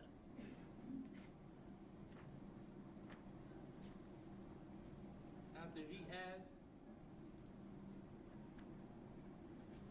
did your dad hurt you the night that he hurt your sister? And you said, no, he didn't hurt me. Yeah, because he was probably terrified you were gonna come fucking finish the job. Damn. Anyway, Once again, don't care about that. Ed O'Neill to kind of get away with this, but Swearing. Here we go. All right, Mr. O'Neill, please stop using swearing language. It's not appropriate in a closing argument. by the way, O'Neill actually, he seemed to. Okay, that's nice. I don't care. I want to see the judge go off at him, please. Human beings. 19 years I've been at this job. I've seen human beings killed at the hands of others in every way imaginable. You name it, I've seen it. This is the worst case I've ever seen as far as the facts go. Little Ronivia. Well, what's happening, Vicarious? We are about to watch this judge tear this guy a fucking new one just because it brings me joy. She couldn't scream. She couldn't run away. And she witnessed what you did to her mother as far as shooting her mother in the arm with the gunshot. She knew. And the horror that that child suffered. And she already had a life where she was born with challenges regarding her physical and her mental disabilities. But the pain and suffering that she suffered that night at your hands, unspeakable, absolutely unspeakable. And at the moment, that first time you struck her with that hatchet, and little Ronnie testified that all he could see was tears coming out of his sister's face. At that moment, that child. We got a gun, we got a fucking knife, and we got a hatchet. This is overkill. In the cruelest, most tragic, and sorrowful way that a child could ever be betrayed. She was being betrayed by her parent, the one person that should be there to protect their children and love them and keep them from harm. And that was the last thing that child felt before she passed on from this earth was your utter, cruel betrayal. I don't know how personal inspection would handle at the court. Ronivia I've seen it. is It's been one alright. of the bravest souls I have ever come across in my 54 years on this planet. On count one, Mr. O'Neill.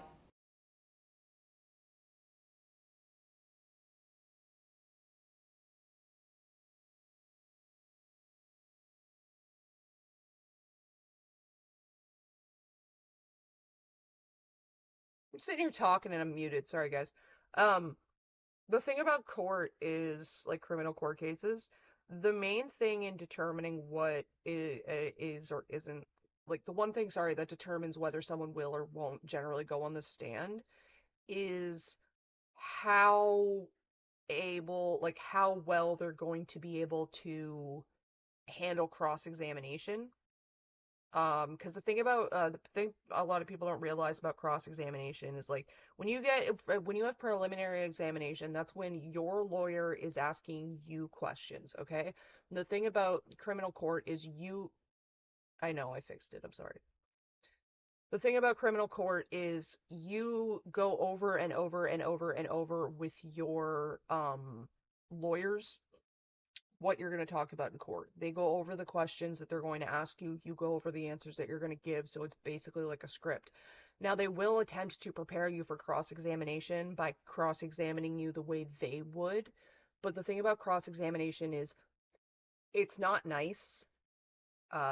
It's not a pleasant experience. The whole point of cross-examination is the other lawyer is trying to trip you up in your story, so they're going to bombard you with questions. They're going to drive your emotional state up high. They're going to do, all right, have a good one, Ghost Kitty. They're going to do everything they can to try and make you trip up, to make you less able to call back on what has been scripted and rehearsed. And more so how you're going to push a more genuine gut reaction out of you.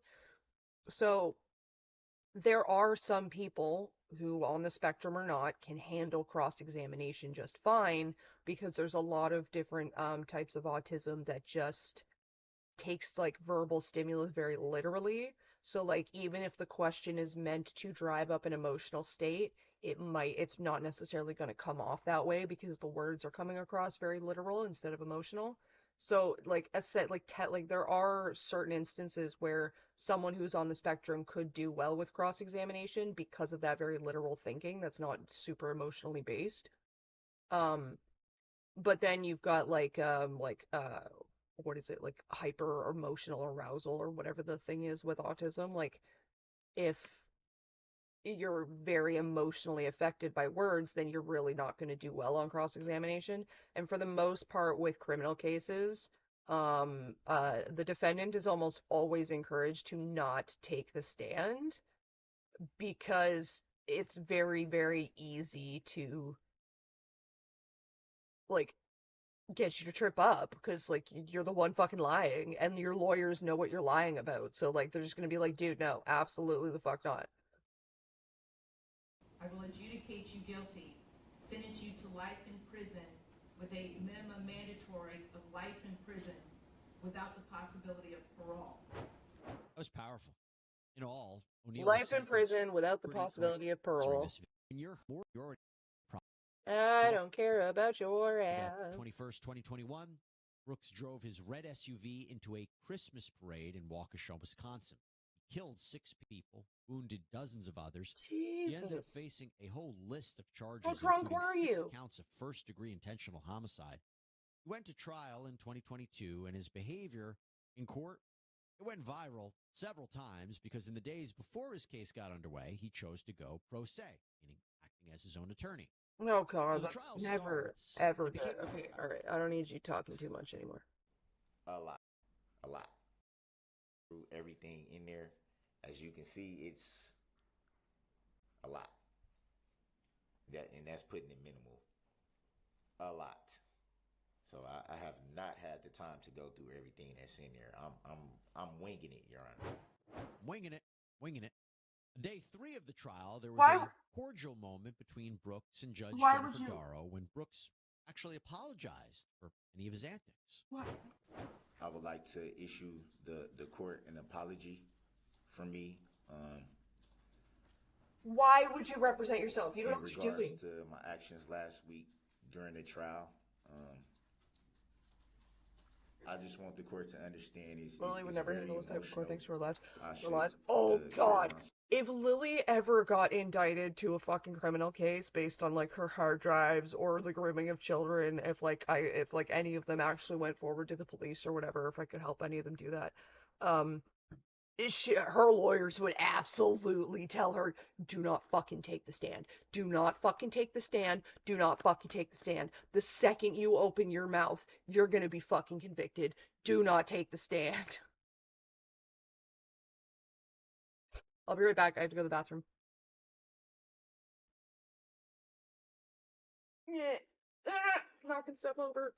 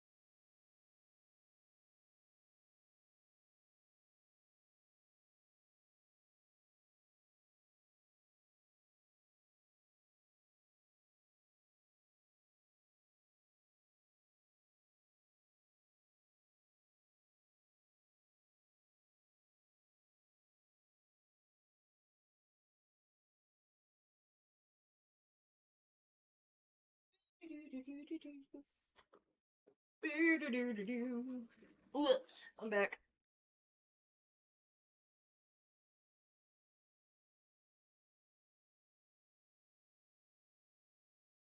Is it? There it is. What's this case about, Georgia? Dude drove into a Christmas parade, killed like 6 people. You know she'd do it anyway. She's got to be right. Oh God, she would. She absolutely would, and she would be the one to fucking like put herself away. But see, the thing is, like, in all reality, if Lily were to like get caught, and like her hard drive seized, and like actually, like all like the cops actually see all the proof that's undoubtedly fucking there. Like her having Stockholm alone is like one thing, is enough for them to fucking look if they actually paid attention.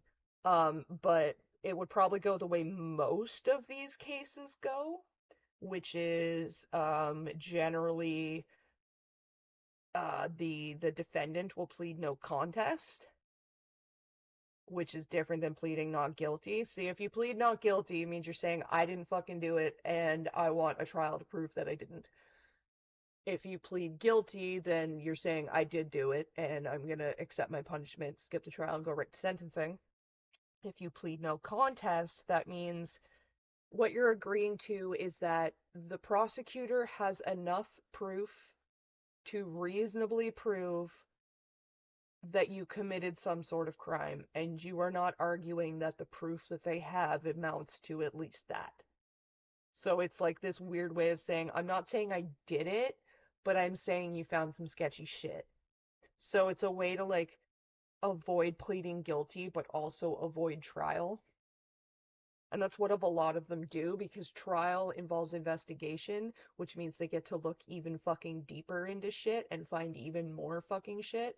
And that's how like Josh Duggar got caught with shit like Daisy's destruction and all that, because they found some weird shit going on, and then they arrested him and they charged him and he pled not guilty, and then they got to go through his fucking hard drives even more.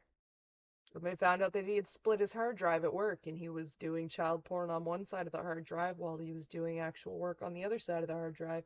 And every time there was an upload or a download of child porn from this side of the hard drive was every time he texted his wife and said, I'm going to be I'm going to be working late. That's why most of the time these people plead no contest, because they don't want everything to be found. And if they plead no contest, and then like shit doesn't get, like, the cops don't really tell the media everything that they had. Like, I think Ruby Frankie pled no contest so that she didn't have to plead guilty. So, with better respect than that, I wasn't raised that way. You weren't raised that way, but you drove through a fucking... And I appreciate that you, upon reflection, have realized that... That's great, but where does she, like, ream you out? It's right here. Okay, but the fourth option that you made up, that's not even in the law? Mr. Because you can't do that. I need to make a By law, ruling. you can't do that. I need to make And you a know finding. you can't. All right, I'm going to excuse everyone. Mr. Brooks is being removed from the courtroom. He will continue in the neighboring courtroom. Maybe not surprisingly, Judge Darrow removed Brooks to a separate courtroom several times. You got put in timeout. The jury should know that they can nullify. You are muted now. And every day, sure. He also built a fort out of evidence boxes. He waved his arms so he could be seen on camera, but refused to wear the headphones so he could hear what was actually going on. And when he was allowed back in the courtroom, he continued to disrespectfully challenge Judge Darrow. All right, the jury is coming back out, and I'm going to warn you, if you bring this up again, I will pause, and I will remove you to the next courtroom for being disrespectful, for being interruptive, for being disruptive, and for bringing up irrelevant matters in front of this jury. You will forfeit your right to be present for the direct examination of this witness. Did you hear what I said, sir? No, I did not. I object to that, Your Honor. Well, you can object, and your objection is noted, but if you interrupt when this jury comes out, they will go, I will have them taken out again, and you will be removed to the next courtroom. You can't, what is the legal basis for that ruling, Your Honor? Illinois versus Allen, sir, and all of the other cases. She is treating him like a toddler. You're not going to do this while we do this. The jury's coming out. The hand. Continuing with this trial. The hand. Your repeated efforts to disrupt. Yesterday, sit down. Yesterday, the finger. alone, sir, 17 interruptions, not including the opportunity that I gave you where you spent 15 minutes, okay, discussing what were primarily either irrelevant or baseless accusations and requests not based in law or fact. I was abundantly patient with you yesterday. I love her. And none of that is required, sir. I don't have the patience to Your be this belief kind of like I that used to that's want to be a the judge, law but I don't have the doesn't patience. make it so, Mr. Brooks. Despite his It would efforts be to like Judge defend Judy. himself, You're like, get the Terrell fuck out of my Brooks was courtroom. convicted on Shut up. all 76 charges, including 6 counts of first-degree intentional homicide. The jury deliberated for only a few hours before reaching that decision. And then on November 16th, Oh, we look had at a him sentencing cry. where Judge Darrow Oh, look at him cry. sentenced But you were Brooks so to tough 6 when you were life building, sentences folks. plus 700 years. And her words for him? Oh boy. You know, 6 life sentences plus 700 years. Like, oh, this is why I love watching these things, because when justice happens, when it goes right, when the court system does what it's supposed to do, it's just, mwah, it's so satisfying. It gives me in hope. addition, before I get to that, I've also had, over my 11 years on the bench, of coming face to face with evil on occasion.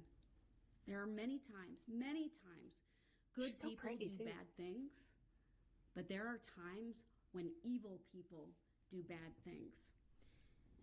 There is no medication or treatment I don't have the patience to be a for justice teacher or heart a nurse that either. is Hails bent Farm. on evil.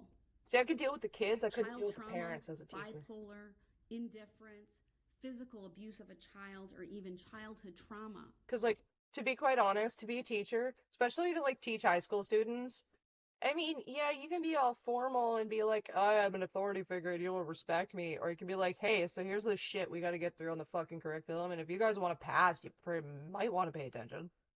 Because, like, the less time I have to spend doing this, the more free time you guys have to, like, I don't know, do whatever the fuck you want. As long as your grades stay up, I don't care. You're here to learn to fall in line. It doesn't fucking matter what your test scores are, just to keep your parents off my ass and yours by keeping your test scores up. It's pretty simple, guys. We'll get along. Like, I could do that, but the second I have a teacher going, my little Johnny would never be like, listen, your little Johnny's a dickhead that I have to deal with every fucking day because he's picking on every single child. And if you keep insisting he's not going to do it, every time he does something to a kid, I'm going to do it to you when you come pick him up. So figure it out. And I'd get fired. That actually makes me think of a story. So when I was in my 20s, I raised my ex's kid for like 5 years, and that included taking him to school. Now because my ex was the one, he worked during the day, and I usually worked either afternoons or evenings, unless I was going to school. So I usually took the kid to school. I usually picked him up after school and everything. So I was usually the one talking with the teachers. And in first grade, his teacher was an absolute cunt. She fucking hated me because I wasn't the kid's mother and I was only 15 years older than him. She absolutely hated the kid's father because he was 15 years older than me and covered in tattoos and not with the kid's mother. And she was super judgmental about that. So she'd pick on this kid and then she would like sabotage him. Like he started like acting up in class and refusing to do work, and he was falling behind on schoolwork, but she wasn't telling us. Like, she would wait until Fridays when the kid's great grandma would pick him up for the weekends and then tell her, but not tell us throughout the week. So it got to the point where this kid was like 2 months behind on work, and like the great grandmother comes to us and goes like, why is he like 2 months behind on work? And me and the dad are just like, he fucking is. That's nice. That's good for us to know. Like, why are you being told and we're not being told? And then she's like, yeah, he's also a behavioral problem in class and this, that, and the other thing. And they're like, and it's like, well, why the fuck are we only hearing about this now? So one day I called the teacher out for it. Like, I went to go sit down with her. I'm like, listen, apparently the kid's having problems. Apparently he's having behavioral problems and he's not doing work. So, like, we need to fix this, and you need to fix this with me, not with great grandma. So the fucking teacher gets all high and mighty with me, like, oh, I know what I'm doing, so I'm gonna set up this because, like, when I first came to her, I was like, listen, here's how you deal with this kid. Oh, adults like that are more immature than their students? Absolutely. And, like, I'm the one raising this kid. I'm the one dealing with him every fucking day. I know how to get around his bullshit. So I'm like, listen, here's how you deal with the kid. here's the certain things that if he's acting up, he will respond to better, and you both will get the fucking desired, like, outcome out of it. And she's like, no, I'm not doing that. I'm gonna set up this system and that system that I've decided I want to do. And it's like, all right, more power to you. And then, like, 2 weeks later, it's like, well, it's not working. It's like, no shit, it's not working. She's like, I don't know what to do anymore. I'm like, well, I thought you had, like, 15 years experience with kids. Like, what happened to that? You didn't want to listen to me before, and now you don't know what to do? That's funny. I know exactly what to do, but you willing to listen now? So we kind of already had some problems there, and it started getting, like, we sort of started fixing the problem, and then it started getting worse again, and she decided not to tell us, but to tell great grandma again. And it got to the point where I just flat out told her off. And I'm like, listen, you need to not be telling this woman these things. And you need to tell the kid's actual fucking parents. You need to tell me or his father, who was with him throughout the fucking week, who was there to actually deal with school, okay? Not where he goes to have fucking fun for the weekends because great grandma spoils the shit out of him. Oh, hey, CL. Yeah, I'm telling a story about when I was raising my ex's kid. So she got all fucking snippy and in my face, and she goes, well, the great grandma seems like really, it wasn't my kid. The great grandma seems really involved with raising him. And I'm like, well, she's not. And that's not your decision to make. You don't decide who you think's raising the kid. You tell the parents what is going on. That's your job as a teacher. And, like, she hits me with, like, if I don't think you're raising this child correctly, I can call CPS. And, like, I'm standing there, I'm still a little ashamed of this because there's so many kids around. I'm standing there holding my stepson's hand. He's like 6 years old, and I'm like arguing with his teacher in front of him and all the other kids because he just picked him up from school. And she's like, yeah, she hits me with that, basically threatens me with CPS. And I'm like, you go ahead and call CPS, and when they tell you to fuck off, you can feel free to fuck right off. And then she hits me with, I have like 16 years experience with children and teaching. And I just looked her dead in the face. I'm like, I've got 21 years experience with a vagina. Does that make me a gynecologist? And she just, so, like, I hit her, she was not expecting that. She goes, you're not being very professional right now. I'm like, well, it's a good thing I'm not at my job, isn't it? You are, though. So she called CPS, and CPS told her to fuck off. And then, of course, we're walking away, like, after I said that, when I was like, I'm just like, I've got 21 years experience with a vagina. Does that make me a gynecologist? And then, like, hit her with the, like, you're not being very professional and you're the one at work, not me. Just turned around and walked away with the kid, and we get out 6 steps away, and he's like, Courtney, what's a vagina? And I'm just like, fuck, what did I do? Like, nah, you can ask Daddy about that when we get home, buddy.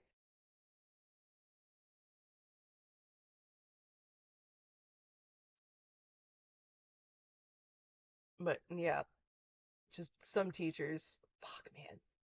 She was like picking on the kid. She was like sitting him outside of class, isolating him from his peers because it was a chatty little shit. Because he was an only kid, and his parents were fucking divorced, or were not together, and his mother fucking abandoned him for 5 years. Yeah, he had some fucking issues. She was gone later that year, so whatever. Nobody liked her. But yeah, it's just like, what's a vagina? And I'm like, Jesus, I'm not having this conversation with you, dude. Your dad could do that. And then, of course, like, I managed to dodge that conversation, and then, like, 2 weeks later or something like that, like, the kid was short. He was tiny. He was like the size of a 4-year-old when he was 6, okay? And like, he's small and the shower is slippery. He had obviously upgraded from baths to showers at that point, but like, he still needed to be supervised. You still had to like be in or near the bathroom so that, one, he didn't die, and like, two, he needed help washing his hair. So, he'd be in the shower, and like, I'd just be chilling in the bathroom, brushing my teeth or picking at my face while he's telling me stories and whatnot. And I had to go to the bathroom, so I'm like, because like, he'd always peek his head out to like talk to me and look at me, and I'm like, okay, buddy, don't look. Courtney has to go to the bathroom. So what does he do? He looks because I just told him not to.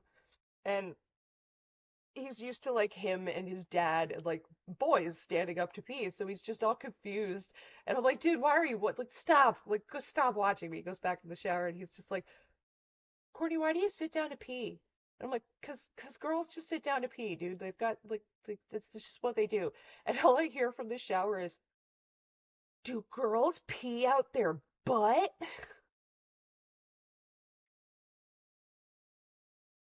Oh my God, thank God I was on the toilet. I was pissed myself laughing. It was so funny. I was just shocked shitless by this. I just couldn't even answer. And I'm like, no, no, dude, they don't. Girls just have different parts than boys. That's all. But yeah, he just hits me with, do girls pee out their butt?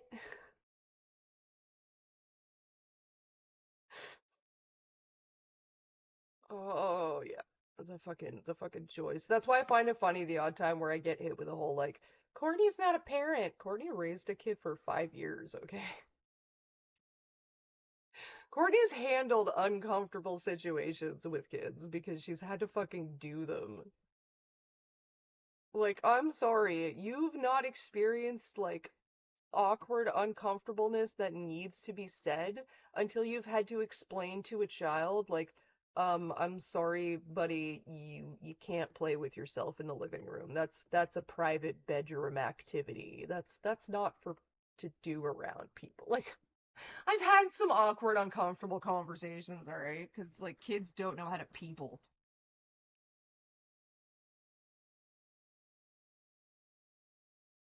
Little dude knew the biology talk. Yeah, yeah. I was just like, yeah, they're just different parts, pal. I gotta have a conversation with your dad before I figure out what language I'm even supposed to be using here, because it wasn't something I was itching to do, but at the same time, it's can't just be like, go ask your dad every time the kid asks me a question, you know? Yup. Yup. 6-year-olds are fun, guys. 6-year-olds are fun. I have lived a life. Okie dokie. I have done a lot of things. I have lived a lot of lives and experienced many things. That's how I know I don't want kids. I've raised one.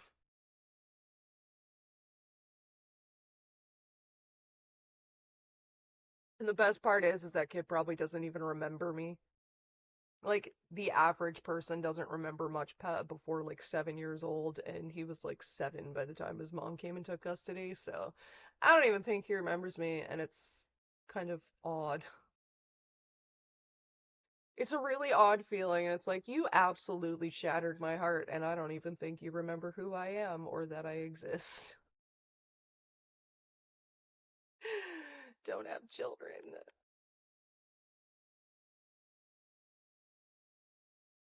I'm not even sure what to do now. Can I drag up any more fun stories from my fucking dark days?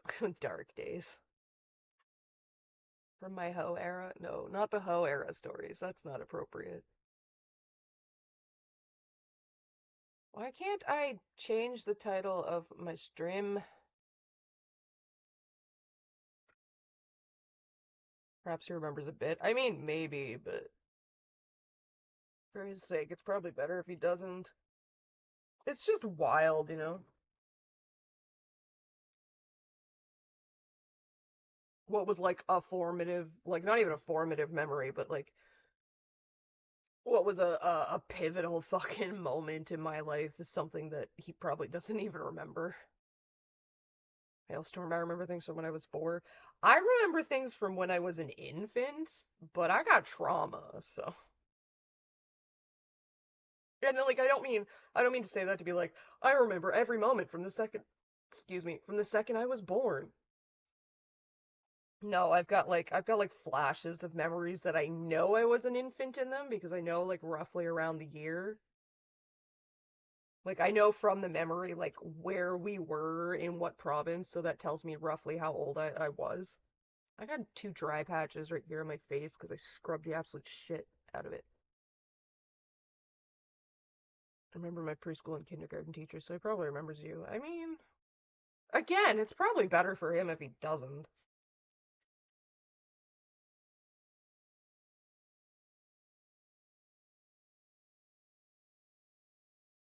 Besides, his biological mother fucking hates me. Absolutely despises me. So if he does remember me, she's probably told him nothing good about me.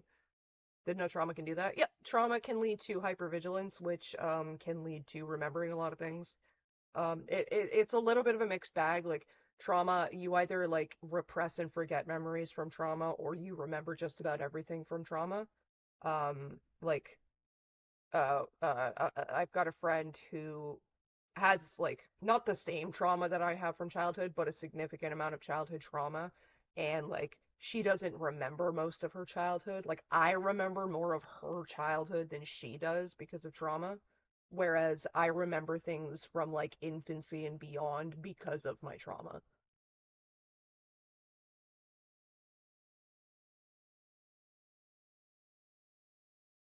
But then like I've talked to my boyfriend who like he's far from having no trauma. He has different trauma than I do, and like he doesn't remember quite as much about his childhood as I do, as I remember mine, but he still has flashes of like basically being an infant too.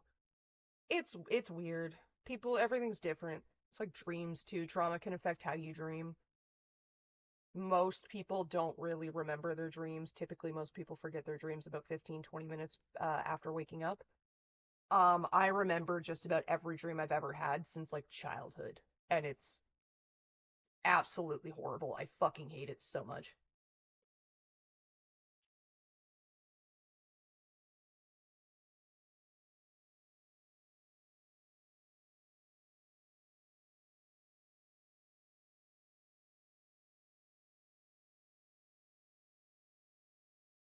I have like the best dream recall I've ever seen in people that I've ever met before, and it's the worst fucking thing in the world. I hate it so much.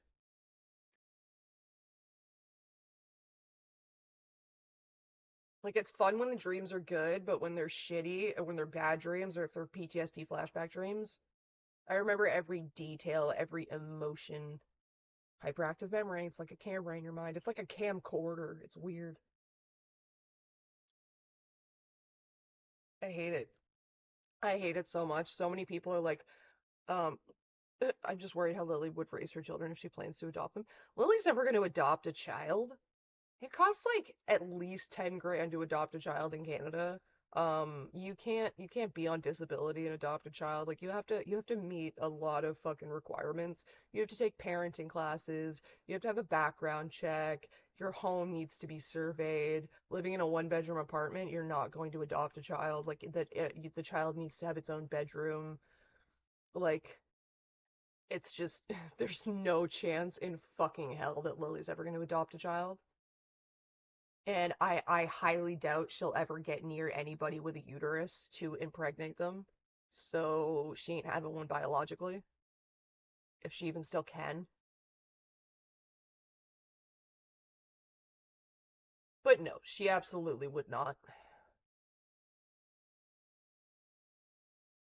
I mean, she's claiming now that she doesn't want kids, even though she said she wanted them before, and I'm really curious if that's just another copying me thing, because I don't fucking want kids. Now, every time someone asks her about kids, she goes, in this economy? Yeah. Doesn't matter what economy you're in, you still need at least 10 grand in the bank for you to even try to adopt a child.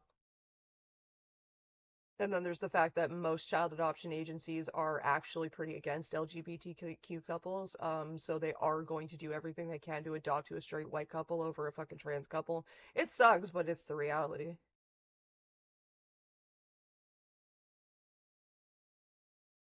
I feel like I have both types of traumatic memory responses. My brain is just so foggy in certain point, but I also remember certain moments very clearly. It's kind of scary. Well, the fog is probably disassociation, to be honest.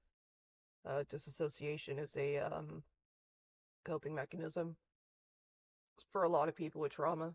It often turns into maladaptive daydreaming with people.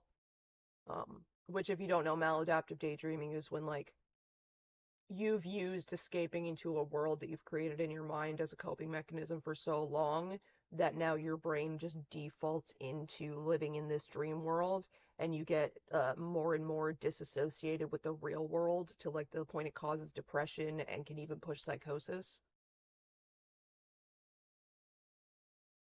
what are intrusive thoughts? Intrusive thoughts are just thoughts that pop into your head that are not actually your own. Typically, they scare people because they're usually like, when we hear about them most often, they tend to be like violent thoughts or um, morally taboo thoughts or socially unacceptable thoughts that just pop into your head. A lot of people use them to judge themselves and think that it means that they want to do those things, but it's just sort of one of those things that happens with the brain.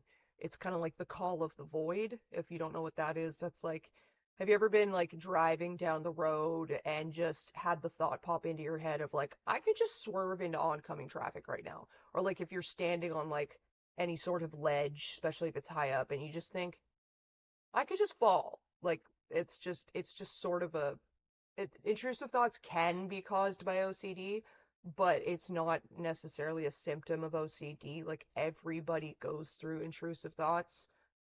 Some people just struggle with more of them than others. And if you are already dealing with like a personality disorder or any sort of mental health illness, intrusive thoughts can make things worse. Um, that's not to say, I'm not saying like everybody has intrusive thoughts to be like, oh, it's nothing, you shouldn't worry about it. Obviously, if like they're causing an impact on your life, then it's something you should talk to a doctor about, but it's not necessarily an indicator that you have OCD. Um, it's in my uneducated opinion, at least how I understand OCD, it's just, it not just, but it's more so the fact that you obsess over the thought than you have the thought itself. Because again, everybody has intrusive thoughts. To a certain extent, some people more than others. How do I know all this? Just reading, like, I've had my own personality. Like, I've been diagnosed with BPD since I was 19 years old, and I've been actively educating myself on my own personality disorder since I was about 22. I did spend a good, like, 3 years just denying it and being like, oh, okay, I've got BPD, whatever. I guess I take the pills and I'm fine, which is not how it worked at all. And through the course of multiple different 72-hour holds, putting myself in the hospital because I was going to kill myself or hurt somebody else and I didn't want to. I've spoken to a lot of like ER psychologists and they've given me resources. Like the main thing I've gotten from psychologists, especially ER ones, because they only have a certain amount of time to help me, is a lot of them, the good ones especially, will give you resources to do your own research, but they're approved resources, so it's like I'm not just going and Googling BPD and finding what comes up and reading the first thing that pops up, be it Reddit or Quora or whatever. I have actual information that is used by professionals to teach people with, this sort of thing to understand their own personality disorder. Because a lot of BPD, a lot of personality disorders in general, they're very fickle when it comes to treatment. Treatment doesn't always work with people, because a lot of it comes down to managing yourself. Um, because of just the nature of the personality disorder, nobody else can help you work through an irrational feeling until you yourself recognize that it is irrational. Because when you're stuck in the headspace of thinking your emotional reaction is rational, you're not listening to anybody tell you otherwise, and you're not going to stop and think, well, maybe I do need to take a breath and calm down, because you feel legitimate in your feelings. It's once you get to the point where you can recognize what's rational or not in yourself, then you become more receptive to somebody else helping talking you down or point things out.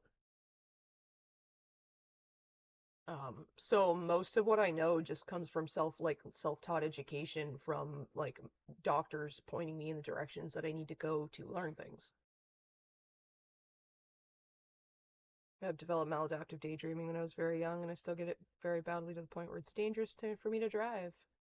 The reality disassociation is that bad. Yeah, I myself, I use maladaptive daydreaming, but the thing is, I'll go take a nap.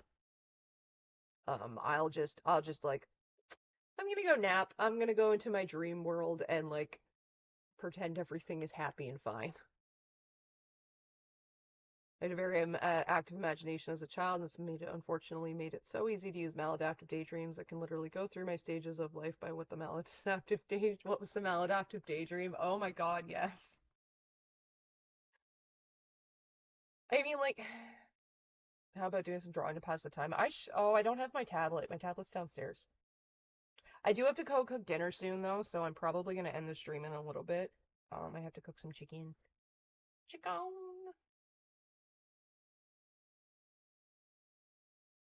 But I've also been contemplating, yeah, because it's like 8 o'clock. I've been contemplating going back to school and taking psychology.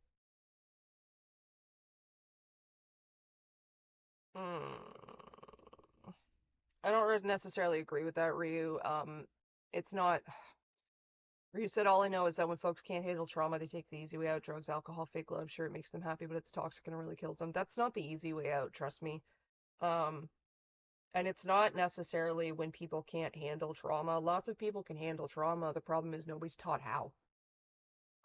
The problem is most people are led to believe by their abusers and by their situation and by societal standards that they're not traumatized, they're just lazy. They're not traumatized, they're just a baby. They're not traumatized, they're just sensitive. So it's not even so much as like they're trying to take the easy way out. It's when you've been gaslit for so long to believe that like your problems aren't real, then you're going to stop looking for help from them from anybody but yourself. And yeah, substances are not the easy way out, but it is a quick solution to a quick temporary solution to a long-standing feeling.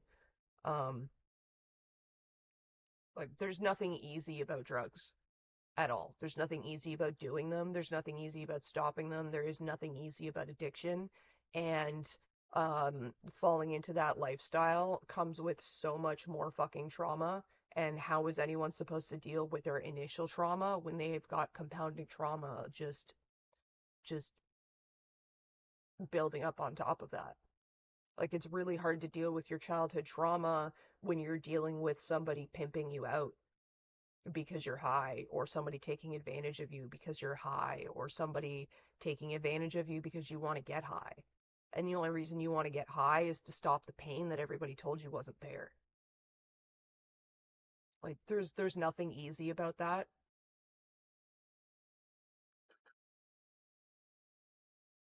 You know, it's not easy to find people who will, sell you drugs all the time. It's not easy to find people to help you teach you to do the drugs all the time. There's some drug dealers with some morals that'll be like, no, kid, you don't need to get into this. There's some people that'll come along and be like, you don't even know you're doing drugs until you're already hooked on them because all they tell you is, well, I have something that'll help fix your pain. And in education, like undereducated people are going to make the wrong decisions because they simply don't know how. Like the cycle of depression, or not cycle of depression, the cycle of abuse is like what leads to people not being able to deal with it, because half the time people don't even know they're in it. And you can't deal with that shit until you're out of it. And if you never get out of it, you're never going to stand a chance for dealing with it. And then once you're into it, you have to deal with an addiction on top of that. And the thing about addiction is it doesn't go away ever. You can stop doing the drugs. You can make your body no longer physically dependent on the substance, but you've still got that monkey on your back for the rest of your life. You're still just one bad day away from turning back to that coping mechanism that you had turned to for so long. There's no like you kick the addiction and that's it. Addicts fight their addiction for the rest of their lives.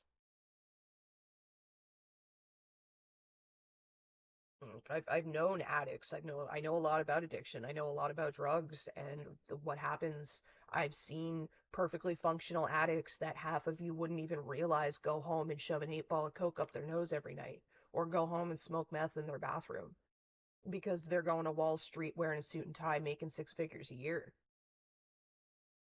Like addiction's an ugly, ugly monster, and there is a certain amount of choice involved in it, but you can't expect people to even attempt to make that choice when there's absolutely no compassion around them. The thing that pushed people to an addiction is a lack of compassion to begin with, so to just face that addiction with a lack of compassion is just ensuring people are going to stay addicted. When the only one who's looking out for you is that drug in your veins, who else are you going to turn to? Maladaptive daydreaming is the only time I don't feel like crap. It's hard, but the main reason I turn to it is because it's free. It's also difficult to talk to the therapist about it. That's true. That is very true. It's free, it's easy, but the problem is it is really easy to waste your life away just maladaptive daydreaming. I wish I could sit here and be like, here's some tools that could maybe help you. Excuse me, but I have no fucking clue. I have only just started to realize that it is something I do myself. I disassociate by maladaptive daydreaming by going to fucking bed. I'll take like a 4-hour nap during the day just because, like, I don't want to deal with my brain anymore.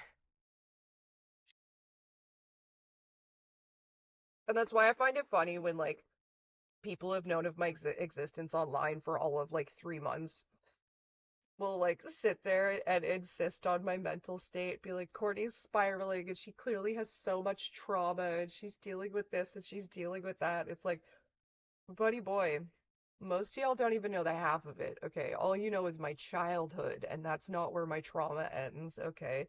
I have been homeless. I have people tried to traffic me. I have had people try to shoot me up with drugs. I have been assaulted. I've had people attempt to rape me. I've had friends molest me in my sleep. Like, I've been through some fucking shit, okay? And I'm perfectly fine.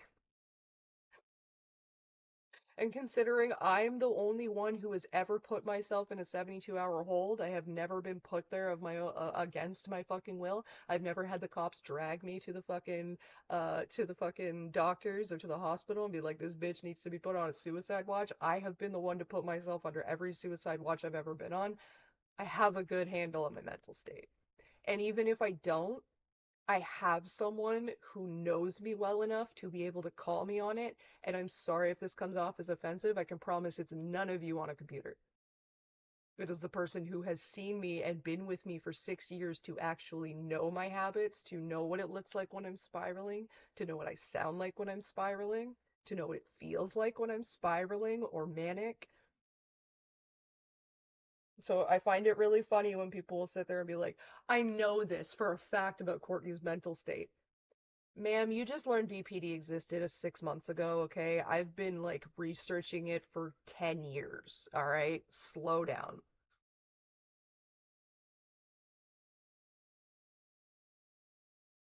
Addiction is scary and hard for everyone involved. Been to Al-Anon and heard the stories of loads of people.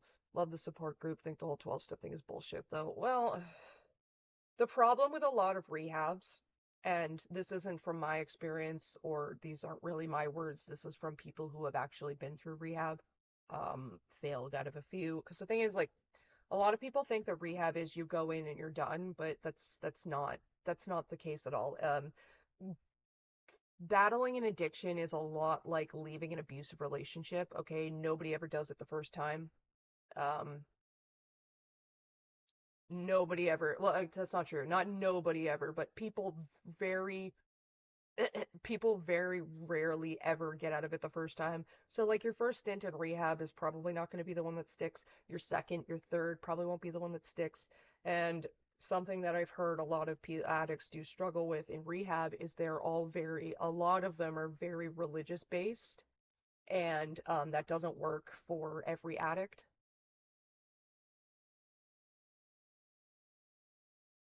Yeah, 7 or 8 times, much like an abusive relationship.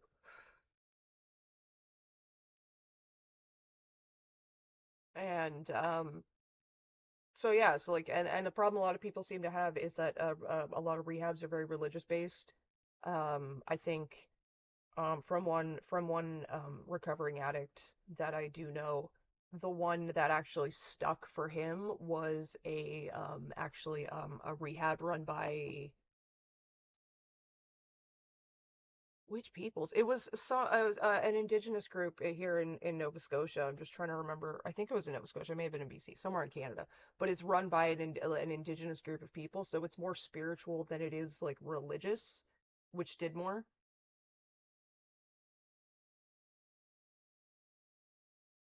It's commendable that you're self-taught with helping yourself. Well, so one thing I was taught in the hospitals every time I've gone is like when you and this is where a lot of people can struggle, which is understandable because it's a very hard fucking thing to do, especially when you're in the state of like going and admitting to a doctor, listen, I'm gonna kill myself.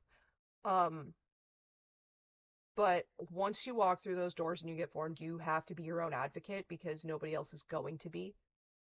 People are going to brush you off, and they are going to cut you off, and they are going to treat you like shit, and you have to have it within you to battle that, otherwise you won't get the help you need. And the good ER psychs realize they don't have the time to help you, so they will hook you up with resources. And then there's just the fact that, like, the nature of a personality disorder, you have to self-educate yourself on it. You have to know what it is you're dealing with, or you can't fucking deal with it. And you can't get help from anybody on the outside with your personality disorder until you understand it yourself.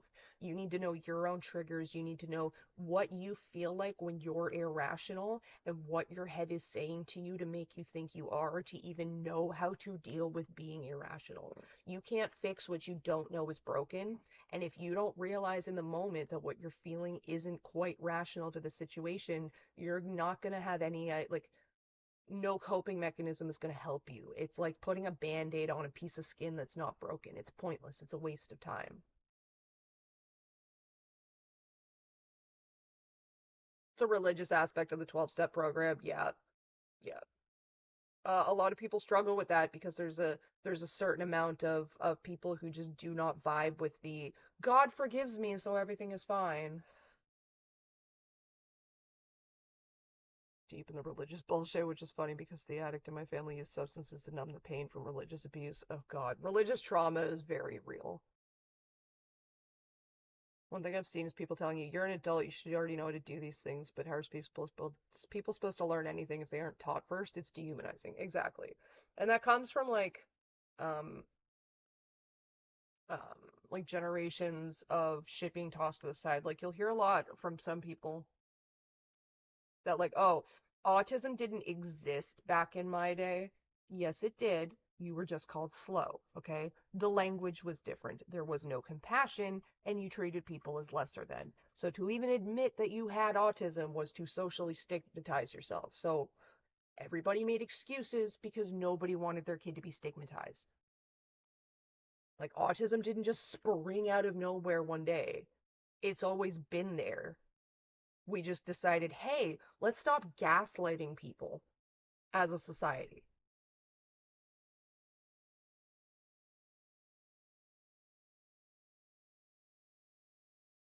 You know, the stereotypes about Catholic priests are very real. And the Catholic Church's problem, like, with, like, oh, we're not going to talk about it, we're not going to fire them, we're just going to remove them to a whole different group of children.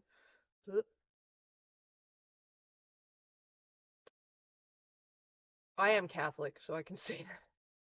Well, I was raised loosely Catholic. Like, we were, why are you fucking dominating my background right now? All three of us actually, were baptized Catholic when we were babies. And we used to go to church every Sunday, and then Easter and Christmas, Good Friday, Ash Wednesday, we'd go to church. And then as Lily became more of a behavioral problem, we stopped going to Sunday school, and then we stopped going to Sunday church, and then we stopped going on holidays. And then we just stopped going. And, like, me and Lily had a kid's Bible growing up that we used to love to read just because they're stories and they had pictures. And our dad used to read to us a lot. It was something we enjoyed. But, like, the house was not overly religious. We didn't, like, read the Bible every night. We didn't pray. We didn't fucking... Our parents only ever took us to church because, like, it was just what they did. Because it's what their parents did. Because they went to Catholic schools. Because that's all there was at the time. Autism was there. We just thought he was a changeling stolen by the Fae. Ooh, there's a show that I've been watching. Wait, what? Who knows what kind of conditions are unknown right now and put people in humiliating positions yet to be labeled? Sorry. Yeah, exactly. Like, case in point, when I was a kid, like when I was young, dissociative identity disorder, or as it was known, multiple personality disorder, wasn't considered a real diagnosis. It was considered pseudoscience. It wasn't recognized. Now it's not only recognized, it actually has a proper name, and it has a set of, like, a diagnostic criteria, and it's recognized as an actual disorder. That doesn't mean that it wasn't real then. That just means it's now recognized. Like, that's the difference. Like, people don't seem to understand language all the time. Like, it's not a new diagnosis, it's a recognized diagnosis. So doctors have finally sat down and agreed, yeah, this is probably a thing we should be treating.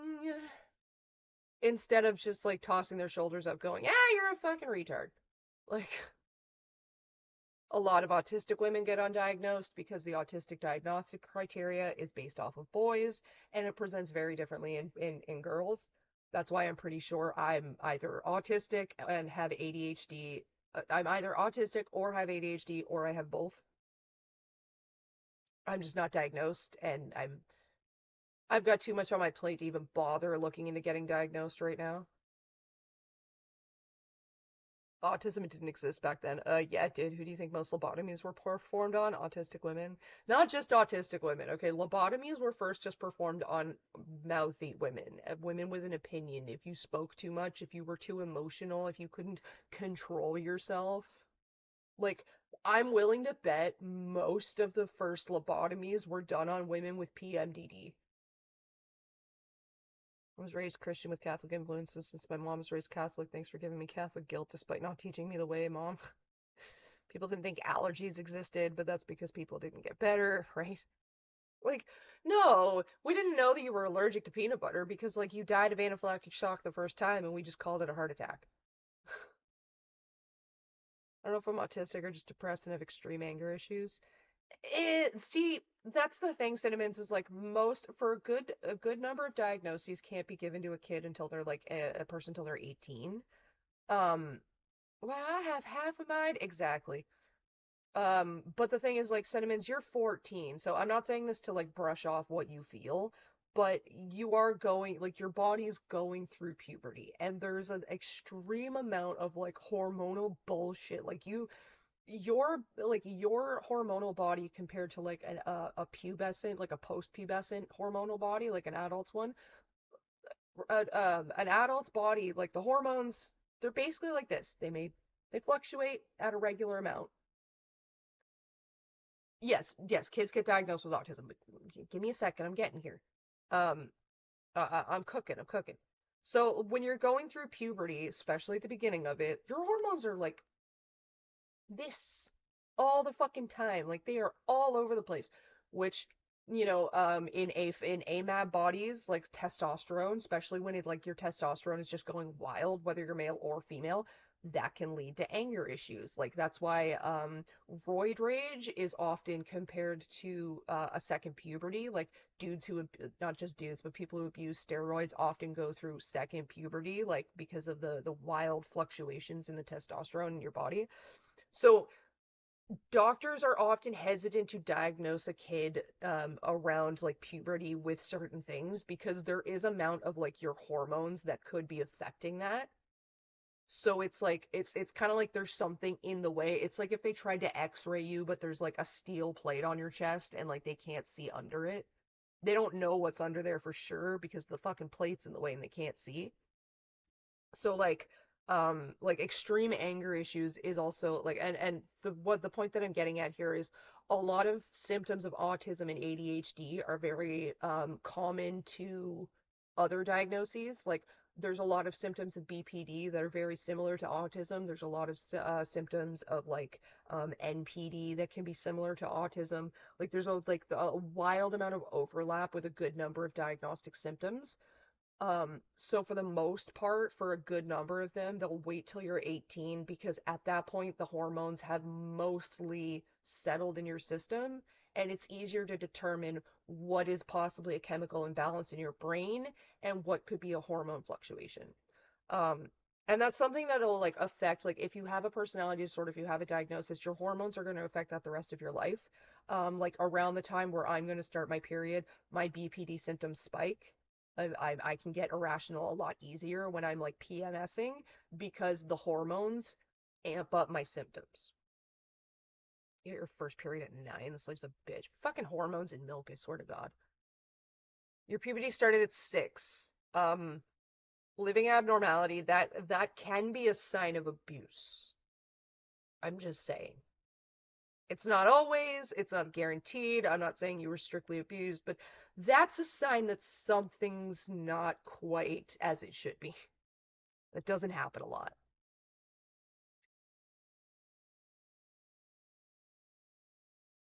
For the longest time, I've been super self-centered and hateful. Again, I'm not saying this to brush you off. I am saying this to empathize. A lot of us are, as teenagers. It's, and again, I'm not saying this to diminish or minimize, but you'd be surprised what your hormones fluctuating like that can do to yourself.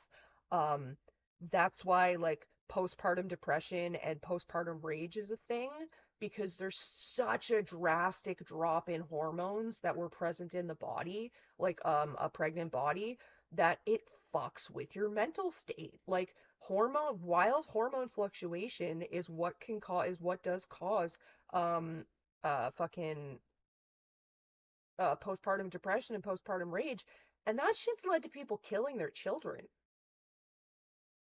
And literally all that is a hormone imbalance.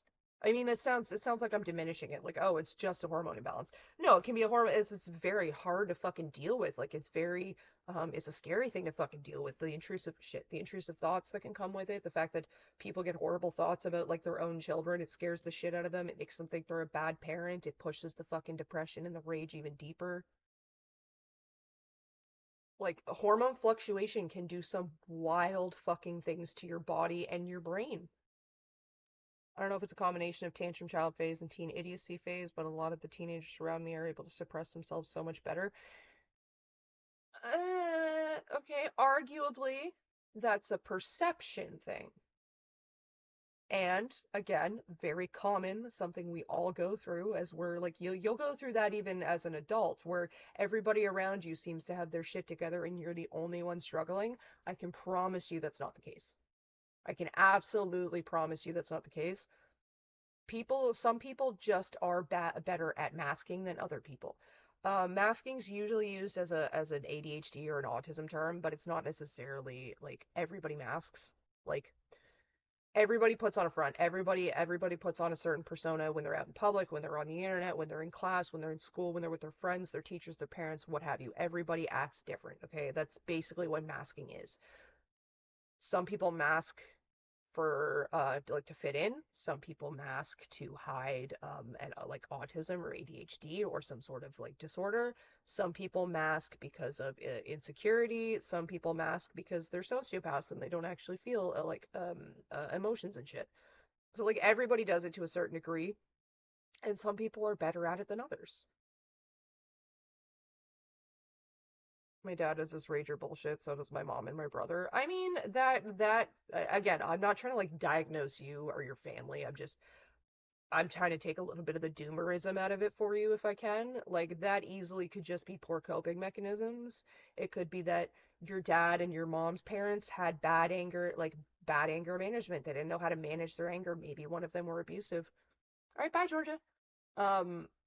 I'm not saying they were. I'm saying, like, there's a lot of different factors that go into it. So, like, maybe they learned poor. All of them are adults. Yeah, but still, they could have learned poor coping mechanisms when they were younger. Nobody ever taught them different, and so they hold on to them. Like, that's, like, there's no point when you become an adult that you just suddenly realize all of my coping mechanisms are poor and they need to change. Like, that's never anything that comes with age. That is a introspection, self-reflection, and personal choice that you have to make.